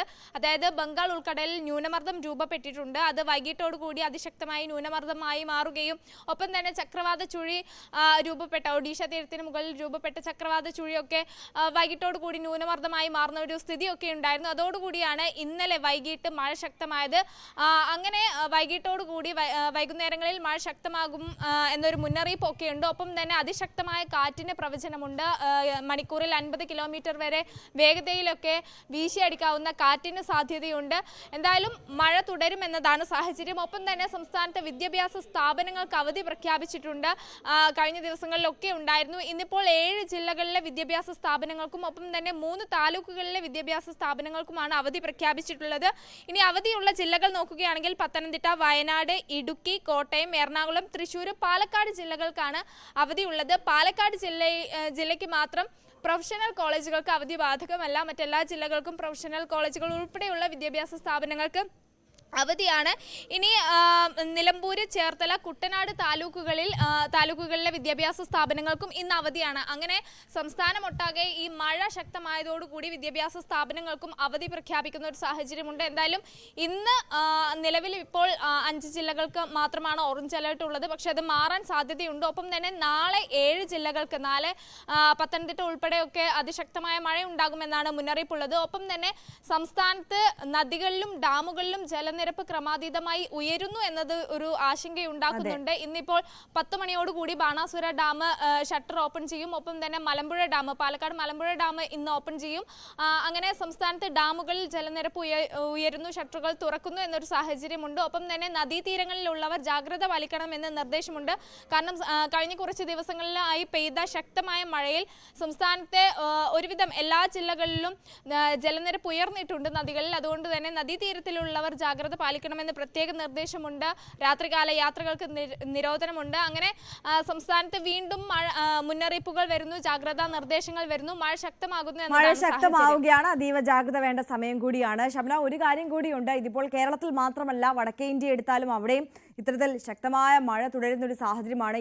ഹിമാചൽ പ്രദേശിലെ കാംഗ്രയിലൊക്കെ ഇന്നലെ മേഘവിസ്ഫോടനം ഉണ്ടായതും നിരവധി പേരെ ഒഴുക്കിൽപ്പെട്ട വാർത്തയും ഒക്കെ നമ്മളെ തേടിയെത്തിയിരുന്നു. അതിലിപ്പോൾ 5 മരണം എന്നതാണ് ഏറ്റവും പുതിയ അപ്ഡേറ്റ് ആയി നമുക്ക് മുന്നിലുള്ളത്. എന്താണ് അവിടുത്തെ ഒരു സാഹചര്യം? തീർച്ചയായും ആര്യ, കേരളത്തിൽ ഇപ്പോൾ മഴ ശക്തമാണെങ്കിലും വലിയ നാശനഷ്ടങ്ങളൊന്നും അല്ലെങ്കിൽ ആളപായമൊന്നും റിപ്പോർട്ട് ചെയ്യുന്ന ഒരു സാഹചര്യം ഉണ്ടായിട്ടില്ല നിലവിൽ. പക്ഷേ ഹിമാചൽ പ്രദേശിൽ അതല്ല, മരണങ്ങൾ റിപ്പോർട്ട് ചെയ്യുന്നു. ഒപ്പം തന്നെ നിരവധി പേരെ കാണാതാകുന്നു, വലിയ രീതിയിലുള്ള നാശനഷ്ടം ഉണ്ടാകുന്നു. ഇന്നലെ മാത്രം 3 പേരുടെ മൃതദേഹമാണ് ഹിമാചൽ പ്രദേശിലെ കാംഗ്ര ജില്ലയിൽ നിന്നും കണ്ടെടുത്തത്. ഒപ്പം തന്നെ ഈ മേഖലകളിൽ തൊഴിലാളി ക്യാമ്പിൽ താമസിച്ചിരുന്ന 20 പേരെ ഇന്നലെ കാണാതായിട്ടുണ്ട്. ഇവർക്കായുള്ള തെരച്ചിൽ ഊർജിതമായി നടക്കുന്നുണ്ട്. ഒപ്പം തന്നെ ഈ മേഖലകളിൽ ഇന്നലെ 3 മേഘവിസ്ഫോടനവും ഒപ്പം തന്നെ 7 ഇടങ്ങളിൽ മിന്നൽ പ്രളയവും ഉണ്ടായിട്ടുണ്ട്. ഈ മിന്നൽ പ്രളയത്തിലാണ് തൊഴിലാളികൾ അടക്കമുള്ളവരെ കാണാതായത്. തൊഴിലാളി ക്യാമ്പിലേക്കൊക്കെ വെള്ളം ഇരച്ചെത്തുകയായിരുന്നു. അങ്ങനെയാണ് ഇവരെ കാണാതായത്. ഇവർക്ക് വേണ്ടിയുള്ള തെരച്ചിൽ നടക്കുകയാണ്. നിലവിലെ ഒരു സാഹചര്യത്തിൽ മഴ അല്പം ഇന്നിപ്പോൾ മഴ അല്പം കുറഞ്ഞിട്ടുണ്ടെങ്കിൽ പോലും നാശനഷ്ടങ്ങൾ അത് തുടരുകയാണ്. ഒപ്പം തന്നെ ഈ നദികളിലും ഇങ്ങനെ വെള്ളക്കെട്ട് രൂക്ഷമായ പ്രദേശങ്ങളിലുമൊക്കെ അത് കുറയുന്ന ഒരു സാഹചര്യത്തിലേക്കൊന്നും കാര്യങ്ങൾ എത്തിയിട്ടില്ല. അതുകൊണ്ട് തന്നെ വലിയ രീതിയിലുള്ള ജാഗ്രതാ നിർദ്ദേശമാണ് പുറപ്പെടുവിച്ചിട്ടുള്ളത്. ഒപ്പം തന്നെ കഴിഞ്ഞ ദിവസം 20 തൊഴിലാളികളെ കാണാതായതിന് ഒപ്പം ഈ മറ്റ് മേഖലകളിൽ നിന്നുള്ള പ്രാദേശിക തലങ്ങളിൽ നിന്നുള്ള നിരവധി ആളുകളെ കാണാതായി എന്ന റിപ്പോർട്ടുകളുണ്ട്. അതുകൊണ്ട് തന്നെ നിലവിൽ എത്ര ആളുകളെ കാണാതായെന്നോ കൃത്യമായി എത്ര പേര് മരിച്ചെന്നോ ഉള്ള ഒരു ഔദ്യോഗിക കണക്ക് ഇതുവരെ പുറത്തു വന്നിട്ടില്ല. കാരണം നിരവധി സ്ഥലങ്ങളിൽ നിന്നായി പലപ്പോഴായാണ് ആളുകളെ കാണാതായത്. അതൊരു ആശങ്ക ജനിപ്പിക്കും. ഞെട്ടിപ്പിക്കുന്ന ഒരു കാര്യം തന്നെയാണ്. കാരണം എത്ര പേരെ കാണാതായി എന്നതടക്കമുള്ള ഒരു കൃത്യമായ കണക്ക് ലഭിക്കാത്തത് ആശങ്കയുണ്ടാക്കുന്നുണ്ട്. അതേസമയം തെരച്ചിൽ ഊർജ്ജിതമായി നടക്കുന്നു. മറ്റൊന്ന്, വലിയ രീതിയിലുള്ള നാശനഷ്ടങ്ങൾ, അതായത് കെട്ടിടങ്ങൾ തകർന്നു വീഴുന്നു, വീടുകളിലേക്കൊക്കെ വെള്ളം ഇരച്ചെത്തുന്നു, വൈദ്യുതി ലൈനുകളൊക്കെ പൊട്ടി വീഴുന്നു. ഇതൊക്കെ ഈ തെരച്ചിൽ പ്രവർത്തനങ്ങളെ കൂടി ദുഷ്കരമാക്കുന്നു എന്നതാണ് സാഹചര്യം. കാരണം ഈ വൈദ്യുതി കമ്പികളൊക്കെ പൊട്ടി ഈ വെള്ളത്തിലേക്ക് വീഴുന്നത് കൊണ്ട് തന്നെ തെരച്ചിൽ നടത്താൻ വെല്ലുവിളിയാകുന്നു എന്നതും ഒരു പ്രധാനപ്പെട്ട കാര്യമാണ്. എന്തായാലും ഹിമാചൽ പ്രദേശിൽ വലിയ രീതിയിലുള്ള നാശനഷ്ടങ്ങളും മരണങ്ങളും അത് റിപ്പോർട്ട് ചെയ്യുന്നു എന്നതാണ് സാഹചര്യം. ആര്യ. യെസ്, ആയിഷത്തുൽ ഷമിയാണ് വിശദാംശങ്ങൾ പങ്കുവച്ചത്. ഹിമാചൽ പ്രദേശിൽ ഇതുവരെ 3 മേഘ വിസ്ഫോടനങ്ങളും 7 മിന്നൽ പ്രളയങ്ങളുമാണ് ഉണ്ടായിട്ടുള്ളത്. അതിരൂക്ഷമായ മഴക്കെടുതി റിപ്പോർട്ട് ചെയ്യുന്ന സാഹചര്യമാണ് അവിടെ ഉള്ളത്. ആളപായം റിപ്പോർട്ട് ചെയ്യുന്നു എന്നതാണ് ഏറെ ദുഃഖകരം. ഉത്തരാഖണ്ഡിലെ രുദ്രപ്രയാഗ് ജില്ലയിൽ അളകനന്ദ നദിയിലേക്ക് ഇത്തരത്തിൽ 18 യാത്രക്കാരുമായി പോയ ബസ്സാണ് മറിഞ്ഞത്. അതിൽ 10 പേരെ ഇനിയും കണ്ടെത്താനുണ്ട് എന്നതാണ് സാഹചര്യം. ഒരാൾ മരണപ്പെട്ടു എന്നുള്ള വാർത്ത നമ്മളെ തേടിയെത്തിയിരുന്നു. ഇനിയും 10 പേരെ കണ്ടെത്താനുണ്ട്. ആ തെരച്ചിലൊക്കെയും പുരോഗമിക്കുന്നുണ്ട്. ആയിഷത്തുൽ ഷംനയാണ് വിശദാംശങ്ങൾ പങ്കുവച്ചത്. ഇനി നമ്മൾ തുടക്കത്തിൽ സൂചിപ്പിച്ചതുപോലെ തന്നെ 2 കപ്പൽ ദുരന്തങ്ങളാണ് സംസ്ഥാനത്ത് ഉണ്ടായത്. ഈ മുങ്ങിയ കപ്പലുകൾ മുക്കിയ മത്സ്യത്തൊഴിലാളികളുടെ ജീവിതത്തെക്കുറിച്ചാണ് നമ്മൾ പരിശോധിക്കാൻ പോകുന്നത്. മുങ്ങിയ കപ്പലുകൾ മുക്കിയ ജീവിതങ്ങൾ. News 18 in depth coverage.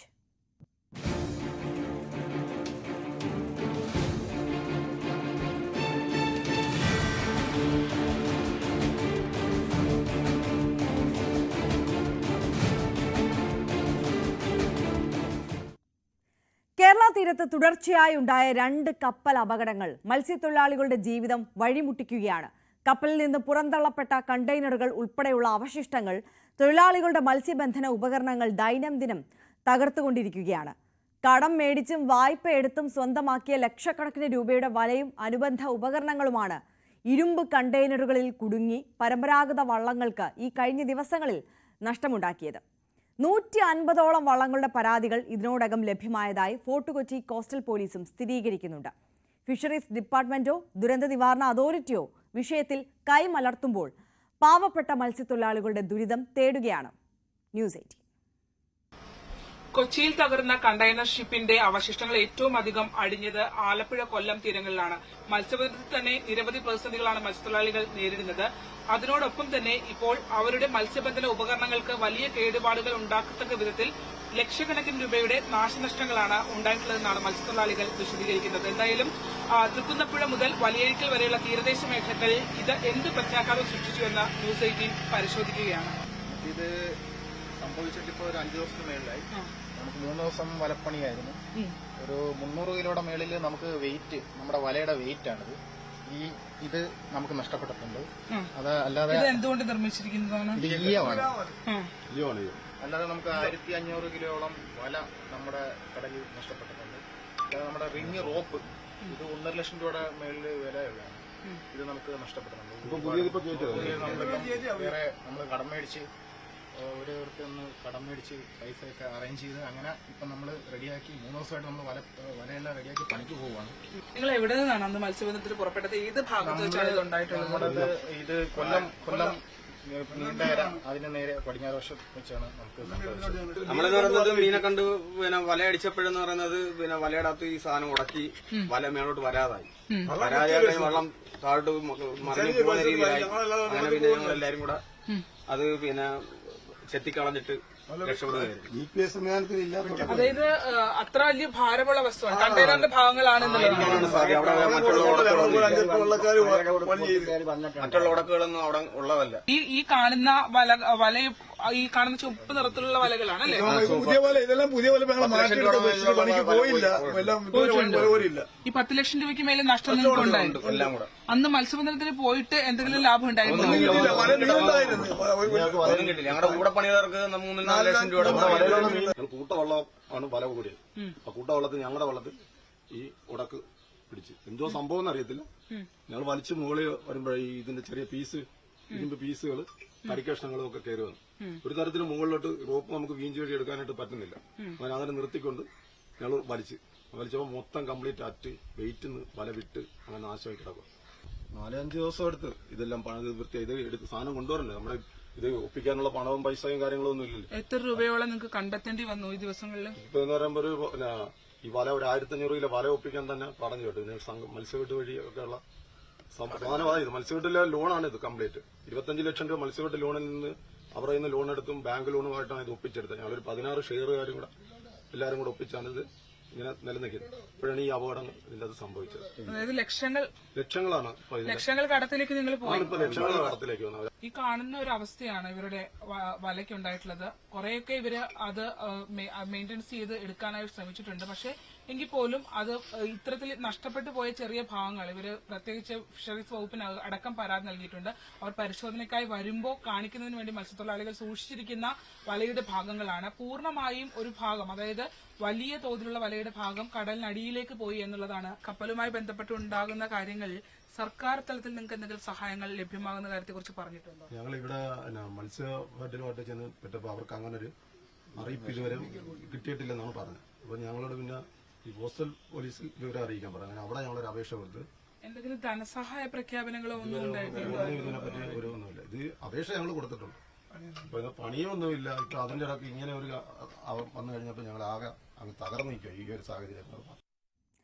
Saranya സ്നേഹത്തിന്റെ റിപ്പോർട്ടാണ് നമ്മൾ കണ്ടത്. കടം വാങ്ങിയും വായ്പ എടുത്തുമൊക്കെ പട്ടിണി മാറ്റാൻ വഴിതേടി ഇറങ്ങുന്ന സാധാരണക്കാരായ മത്സ്യത്തൊഴിലാളികളാണ്. അവരുടെ പ്രശ്നത്തിന് പരിഹാരം കണ്ടേ മതിയാവുകയുള്ളൂ. ഇത്തരത്തിൽ മൗനം തുടർന്നതുകൊണ്ട് ഒരു പ്രയോജനവും ഇല്ല എന്നതാണ് അധികാരികളോട് പറയാനുള്ളത്. എന്തായാലും കൺ തുറന്ന് കാണേണ്ട വിഷയമാണ്. ന്യൂസ് 18 കേരളം ഈ വിഷയം വളരെ സമഗ്രമായി തന്നെ വിശകലനം ചെയ്യുന്നുണ്ട്. ഇന്നത്തെ ഈ ഒരു വാർത്താ ദിനം തന്നെ നമ്മൾ അതിന് പിന്നാലെ കൂടി പോകാൻ നീക്കി വെച്ചിരിക്കുകയാണ്. ഇന്ന് രാവിലെ 10 മണിക്ക് ന്യൂസ് ട്രെൻഡ്സിൽ കൂടുതൽ വിശദമായി ഈ വാർത്ത നമ്മൾ ചർച്ച ചെയ്യുന്നുണ്ട്. അപ്പോൾ പ്രേക്ഷകർ കാത്തിരിക്കുക. മടങ്ങിയെത്താം ഇടവേളയ്ക്ക് ശേഷം.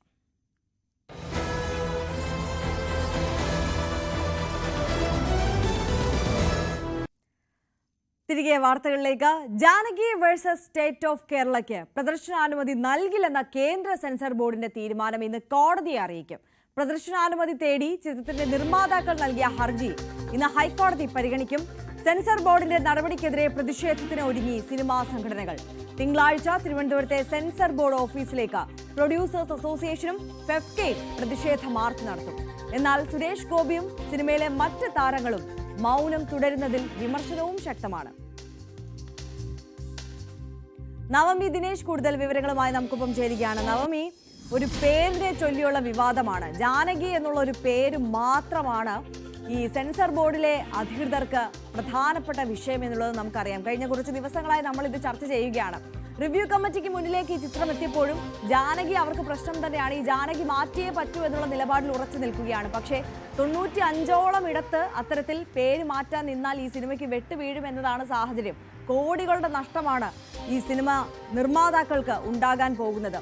ഒരുപാട് പ്രതീക്ഷയോടെ കഠിന പ്രയത്നത്തിലൂടെയാണ് ഓരോ സിനിമയും ഉണ്ടാക്കുന്നത് എന്നുള്ളത് നമുക്കറിയാം. ഇത്തരത്തിൽ വളരെ നിസ്സാരമായി അവിടെ വെട്ട് ഇവിടെ വെട്ട് എന്നൊക്കെ റിവ്യൂ കമ്മിറ്റിക്കും സെൻസർ ബോർഡിനും ഒക്കെ അങ്ങ് പറഞ്ഞു പോകാം. പക്ഷേ അത് അനുഭവിക്കുന്നത് ആ സിനിമയ്ക്ക് പിന്നിൽ പ്രവർത്തിച്ചിട്ടുള്ള സാധാരണക്കാരായിട്ടുള്ള മനുഷ്യരാണ്, അണിയറ പ്രവർത്തകർക്കാണ്. എന്തായാലും അവർ കോടതിക്ക് മുന്നിലേക്ക് എത്തുകയാണ്. കോടതിയിൽ പ്രതീക്ഷ വെക്കുന്നുണ്ട് അല്ലേ?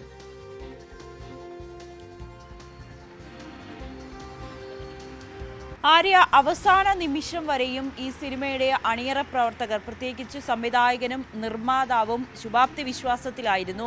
ഈ സിനിമ കണ്ടതിന് ശേഷം ജാനകി എന്ന പേര് മാറ്റില്ല എന്ന് തന്നെ റിവ്യൂ കമ്മിറ്റി പറയും എന്ന് തന്നെയായിരുന്നു അവസാന നിമിഷം വരെ അവർ കരുതിയത്. പക്ഷേ സിനിമ കണ്ടതിന് ശേഷം ഉണ്ടായ ചർച്ചയിലാണ് ഈ പേര് മാറ്റണമെന്ന കർശന നിർദ്ദേശം അവർ നൽകുകയും ഇത് കൃത്യമായി തന്നെ രേഖാമൂലം കത്തായി തന്നെ അണിയറ പ്രവർത്തകർക്ക് നൽകും എന്ന ഉറച്ച തീരുമാനം കമ്മിറ്റി എടുക്കുകയും ചെയ്തത്.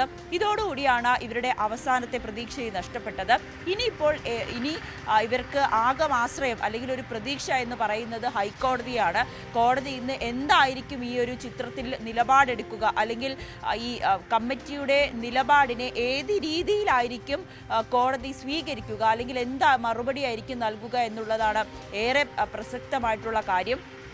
ഈ ചുരുളി സിനിമ ഇറങ്ങിയപ്പോൾ തന്നെ സമാനമായ രീതിയിൽ ഈ തെറിയിനെ കുറിച്ച് വലിയ വിവാദങ്ങൾ നിലനിൽക്കുകയും ഇതിൽ ഒരു ഹർജി പോവുകയും ചെയ്തു. അന്ന് കോടതി തന്നെ ഒരു കമ്മിറ്റിയെ നിയോഗിക്കുകയും ആ കമ്മിറ്റി സിനിമ കണ്ടതിന് ശേഷം ചിത്രത്തിൽ തെറി അത് പ്രശ്നമല്ല എന്ന ഒരു വിധിയിലേക്ക് വരികയും സിനിമ പിന്നീട് OTT-യിലൂടെ റിലീസ് തുടരാമെന്ന് അനുവദിക്കുകയും ചെയ്തിരുന്നു. അതുപോലെ തന്നെ സമാനമായ രീതിയിൽ ജാനകി എന്ന പേര് ഈ സീതയുടെ മറ്റൊരു ഹൈന്ദവ ദൈവമായിട്ടുള്ള സീതയുടെ മറ്റൊരു പേരാണ്.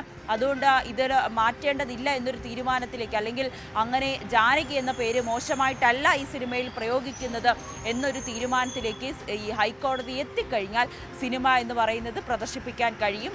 സെൻസർ ബോർഡിന് സർട്ടിഫിക്കറ്റ് തന്നേ മതിയാകും. ആ രീതിയിലേക്ക് കടക്കാം. ആ ഒരു പ്രതീക്ഷയിലേക്ക് തന്നെയാണ് അണിയറ പ്രവർത്തകരും ഇപ്പോൾ നീങ്ങുന്നത്. എന്തായാലും രാവിലെ തന്നെ ഇതിന്റെ ഹർജി പരിഗണിക്കുമെന്നാണ് നമുക്ക് മനസ്സിലാകുന്നത്. കഴിഞ്ഞ ദിവസം ഈ ഹർജി പരിഗണിച്ചപ്പോൾ റിവ്യൂ കമ്മിറ്റിയുടെ റിപ്പോർട്ട് എന്താണോ അത് കോടതിയെ അറിയിക്കാനാണ് നിർദ്ദേശം നൽകിയിരിക്കുന്നത്. എന്തായാലും ഇന്ന് സ്വാഭാവികമായും റിവ്യൂ കമ്മിറ്റി ഇക്കാര്യം തന്നെയായിരിക്കും കോടതിയെ അറിയിക്കുന്നത്. അണിയറ പ്രവർത്തകരെ സംബന്ധിച്ച് കോടതിയുടെ തീരുമാനത്തിലാണ് ഇനി പ്രതീക്ഷയുള്ളത്. മറ്റൊരു കാര്യം, ഈ സിനിമയിലെ പ്രധാനപ്പെട്ട നടനായിട്ടുള്ള സുരേഷ് ഗോപിയോ അല്ലെങ്കിൽ ഇതിലെ മറ്റ് പ്രധാനപ്പെട്ട താരങ്ങൾ ആരും തന്നെ ഈ സിനിമയെ അനുകൂലിച്ച് രംഗത്തേക്ക് എത്തുകയോ ഇതിനുവേണ്ടി ഒരു സോഷ്യൽ മീഡിയയിൽ പോലും ഈ സിനിമയ്ക്ക് അനുകൂലമായിട്ടുള്ള ഒരു പോസ്റ്റ് ഇട്ടിട്ടില്ല എന്ന തരത്തിലുള്ള വിമർശനങ്ങളൊക്കെ ഉയർന്നു തുടങ്ങിയിട്ടുണ്ട്. ഇതിന്റെ സംവിധായകനും നിർമ്മാതാവും മാത്രമാണ് തുടക്കം മുതൽ ഇതിനു വേണ്ടിയിട്ടുള്ള പോരാട്ടം നടത്തുന്നത്. ഒരു ഈ സിനിമയിൽ അഭിനയിച്ച എന്ന നിലയിൽ ഒരു നീതിയും ഈ സിനിമയോട് പാലിക്കാത്ത ചിലരാണ് ഈ സിനിമയിൽ പ്രവർത്തിച്ചത് അല്ലെങ്കിൽ സിനിമയിൽ അഭിനയിച്ചത് എന്ന തരത്തിലുള്ള വിമർശനങ്ങളൊക്കെ ഉയരുന്ന സാഹചര്യമുണ്ടായി. എന്തായാലും ഇതിലൊക്കെ എന്താണ് സംവിധായകന് മറുപടി നൽകാനുള്ളതിൽ നിന്നൊക്കെ നമുക്ക് ഇന്ന് രാവിലെ അവർ മാധ്യമങ്ങളെ കാണുന്നുണ്ട്. രാവിലെ 11 മണിക്ക് സിനിമയുടെ സംവിധായകനും ഒപ്പം ഫെഫ്ക ജനറൽ സെക്രട്ടറി ബി ഉണ്ണികൃഷ്ണനും മാധ്യമങ്ങളെ കാണുന്നുണ്ട്. ബി ഉണ്ണികൃഷ്ണൻ തുടക്കം മുതൽ തന്നെ ഫെഫ്കയും പ്രൊഡ്യൂസേഴ്സ് അസോസിയേഷനും തുടക്കം മുതൽ തന്നെ ഈ സിനിമയ്ക്ക് പിന്തുണയുമായി രംഗത്തെത്തിയിരുന്നു. അതിന്റെ ഭാഗമായി തിങ്കളാഴ്ച തിരുവനന്തപുരത്തെ സെൻസർ ബോർഡ് ഓഫീസിലേക്ക് പ്രൊഡ്യൂസേഴ്സ് അസോസിയേഷനും ഫെഫ്കയും ചേർന്നുകൊണ്ട് ഒരു പ്രതിഷേധ ധർണ നടത്തുവാൻ തീരുമാനിച്ചിരിക്കുകയാണ്. ഇങ്ങനെ ആവിഷ്കാര സ്വാതന്ത്ര്യത്തിൽ മേലുള്ള കടന്നുകയറ്റം അനുവദിക്കാൻ കഴിയില്ല. ഇത്തരത്തിലൊരു എമ്പുരാൻ ഇറങ്ങിയപ്പോൾ എന്താണ് സംഭവിച്ചതെന്ന് നമ്മൾ കണ്ടതാണ്. പക്ഷേ അതുപോലെയല്ല, ഇവിടെ വരുമ്പോഴത്തേക്ക് ഒരു പേരിനെ ചൊല്ലിയാണ് ഇത്രയും വലിയ വിവാദം. അത് 96 ഇടത്ത് ആ പേര് മാറ്റണമെന്ന് പറയുമ്പോൾ സിനിമയെ സംബന്ധിച്ച് വലിയ സാമ്പത്തിക നഷ്ടമുണ്ടാകും. അതിന്റെ സംവിധായകനെ സംബന്ധിച്ച് അദ്ദേഹം എന്താണോ പ്രേക്ഷകരോട് ആശയവിനിമയം നടത്താൻ ഉദ്ദേശിച്ചത് അതിന്റെ കാമ്പ് നഷ്ടപ്പെടുമെന്ന് തന്നെയാണ് ഇപ്പോഴും സംവിധായകൻ ഉറച്ചു വിശ്വസിക്കുന്നത്. അതുകൊണ്ട് ഈ സംഘടനകളുടെ പിന്തുണയും ഈ സിനിമയ്ക്കുണ്ട്. ഇവർ ഇതിന്റെ കാര്യങ്ങളൊക്കെ വിശദീകരിച്ചുകൊണ്ട് രാവിലെ 11 മണിക്ക് മാധ്യമങ്ങളെ കാണുമെന്നാണ് അറിയിച്ചിരിക്കുന്നത്. എന്തായാലും സിനിമയെ സംബന്ധിച്ച് ഏറെ നിർണായകമായിട്ടുള്ളത് ഇന്നത്തെ ഹൈക്കോടതിയുടെ നിലപാടായിരിക്കും. ആര്യ, തീർച്ചയായും നവമി ദിനേശാണ് വിവരങ്ങൾ നൽകിയത്. എന്തായാലും നവമി സൂചിപ്പിച്ചതുപോലെ തന്നെ സിനിമാ സംഘടനകളും പ്രവർത്തകരും ഒക്കെ വലിയ പ്രതിഷേധത്തിലേക്ക് കടക്കുമ്പോഴും ഈ സിനിമയിൽ കേന്ദ്ര കഥാപാത്രത്തെ അവതരിപ്പിച്ച കേന്ദ്രമന്ത്രി സുരേഷ് ഗോപി ഈ വിഷയത്തിൽ ഇപ്പോഴും ഒന്നും മിണ്ടുന്നില്ല എന്നതാണ് സാഹചര്യം. CPM-ന്റെ മുതിർന്ന നേതാവും മുൻ മുഖ്യമന്ത്രിയുമായ VS അച്യുതാനന്ദന്റെ ആരോഗ്യനില ഗുരുതരമായി തുടരുന്നു. ജീവൻ രക്ഷാ ഉപകരണങ്ങളുടെ സഹായത്തോടെയാണ് VS-ന്റെ ചികിത്സ തുടരുന്നത്. രാവിലെയോടെ ആരോഗ്യസ്ഥിതിയിൽ വ്യക്തമായ നിഗമനങ്ങളിൽ എത്താൻ കഴിയുമെന്ന് VS-ന്റെ മകൻ അരുൺകുമാർ പറഞ്ഞു. സാരംഗ് സുധാകരൻ കൂടുതൽ വിവരങ്ങളുമായി ചേരുകയാണ്. സാരംഗ്, VS-ന്റെ ആരോഗ്യനിലയുമായി ബന്ധപ്പെട്ട ഏറ്റവും പുതിയ അപ്ഡേറ്റ്സ് എങ്ങനെയാണ്?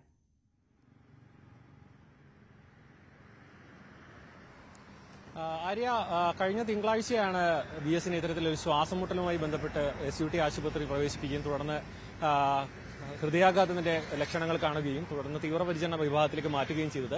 അന്ന് തൊട്ട് ICUവിൽ തന്നെയാണ് VS തുടരുന്നത്. ജീവൻ രക്ഷാ മരുന്നുകളുടെയും വെന്റിലേറ്ററിന്റെ സഹായത്തോടു കൂടിയാണ് ജീവൻ നിലനിർത്തുന്നത്. അപ്പോൾ തന്നെ അതീവ ഗുരുതരാവസ്ഥയിലായിരുന്നു VS എന്നാണ് നമുക്ക് ആദ്യം തന്നെ ലഭിച്ച വിവരം. ആ അവസ്ഥയിൽ തന്നെ തുടരുകയാണ്. നേരിയ പുരോഗതി ഇടയ്ക്ക് വന്നിരുന്നെങ്കിലും കാര്യമായ ഒരു മാറ്റം, ആരോഗ്യസ്ഥിതിയിൽ കാര്യമായ ഒരു പുരോഗതി മെഡിക്കൽ ബുള്ളറ്റിന് പോലും പരാമർശിക്കുന്നില്ല എന്നാണ് നിലവിൽ ലഭിക്കുന്ന വിവരം. വിദഗ്ധ ഡോക്ടർമാരടങ്ങുന്ന സംഘമാണ് നിലവിൽ VS-ന്റെ ആരോഗ്യസ്ഥിതി സസൂക്ഷ്മം വിശകലനം നിരീക്ഷിച്ചുകൊണ്ടിരിക്കുന്നത്.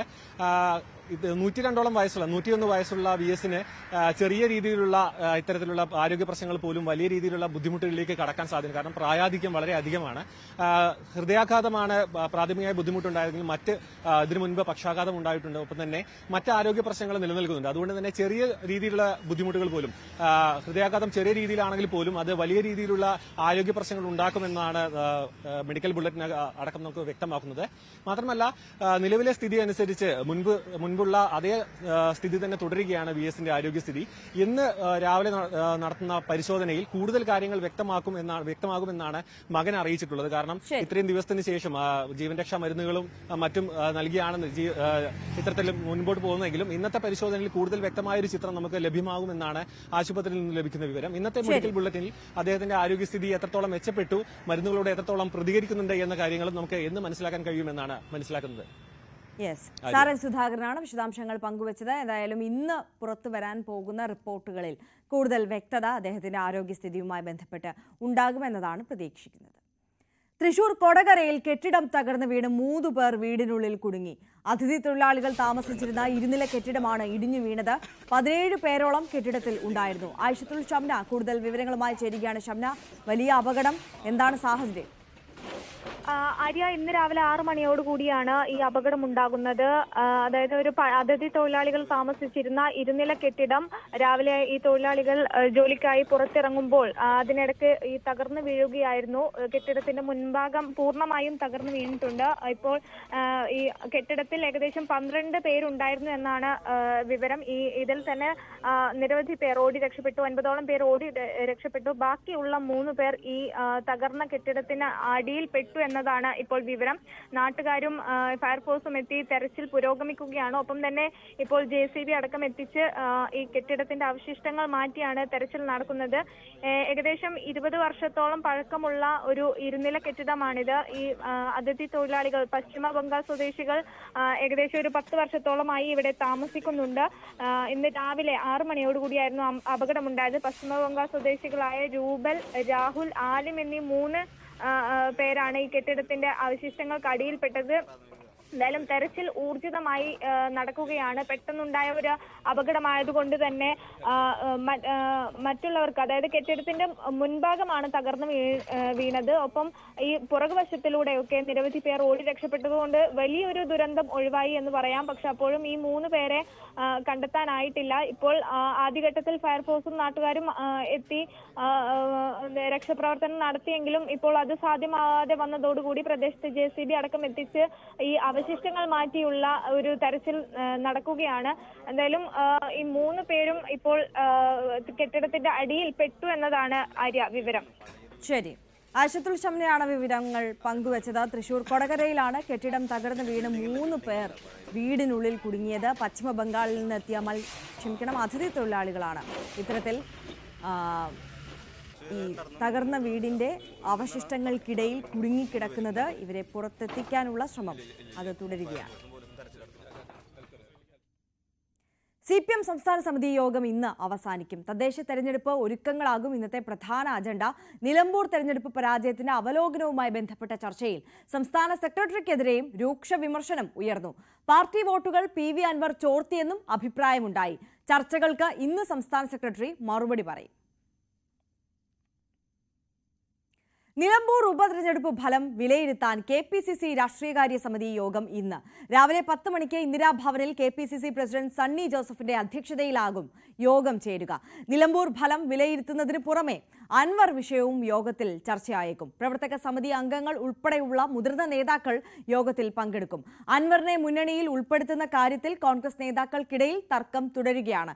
ഡാൻ കുര്യൻ കൂടുതൽ വിവരങ്ങളുമായി ചേരുകയാണ്. ഡാൻ, നിലമ്പൂർ തെരഞ്ഞെടുപ്പിന് മുൻപും ശേഷവും ഒക്കെ അൻവർ തന്നെയാണ് സജീവ ചർച്ചാ വിഷയമായി നിൽക്കുന്നത്. എന്തായാലും അൻവറിന് ഈ UDF പ്രവേശനത്തിൽ ലീഗ് ഒരു പ്രതീക്ഷ നൽകുന്നുണ്ട്. പക്ഷേ കട്ടായം നിൽക്കുകയാണ് പ്രതിപക്ഷ നേതാവ്. കഴിഞ്ഞ ദിവസം അദ്ദേഹത്തിന്റെ പ്രതികരണമൊക്കെ അത്തരത്തിൽ തന്നെയാണ് വന്നത്. ഇനി അൻവറിന് മുന്നിൽ വാതിൽ തുറക്കില്ല എന്നത്. പക്ഷേ ആ തീരുമാനത്തിലൊക്കെ ഒരു മാറ്റം വരാനുള്ള സാധ്യതയുണ്ടോ? നിലമ്പൂർ ഉപതെരഞ്ഞെടുപ്പിലെ കോൺഗ്രസിന്റെ പ്രകടനം ചർച്ച ചെയ്യുന്നതിന് വേണ്ടിയാണ് KPCCയുടെ രാഷ്ട്രീയകാര്യ സമിതി യോഗം രാവിലെ ഇന്ദിരാഭവനിൽ ചേരുന്നത്. മുതിർന്ന പ്രവർത്തക സമിതി അംഗങ്ങൾ ഉൾപ്പെടെയുള്ള നേതാക്കൾ, അതോടൊപ്പം മറ്റ് രാഷ്ട്രീയകാര്യ സമിതി അംഗങ്ങൾ തുടങ്ങിയവർ ചർച്ചകളിൽ പങ്കെടുക്കും. പ്രധാനമായി നിലമ്പൂർ ഫലം, അതിൽ കോൺഗ്രസിന്റെ തെരഞ്ഞെടുപ്പ് പ്രവർത്തനങ്ങൾ, UDFന്റെ തെരഞ്ഞെടുപ്പ് തന്ത്രങ്ങൾ, ഇതെല്ലാം വലിയ തരത്തിൽ ചർച്ചയായി മാറും. അതോടൊപ്പം PV അൻവറിനെ മുന്നണിയിൽ ഉൾപ്പെടുത്താതിരുന്നതിന്റെ പേരിൽ കോൺഗ്രസ് നേതാക്കന്മാർക്കിടയിൽ ഇപ്പോഴും നിലനിൽക്കുന്ന തർക്കങ്ങളും ചർച്ചകളിൽ ഇടം പിടിക്കുമെന്നാണ് സൂചന.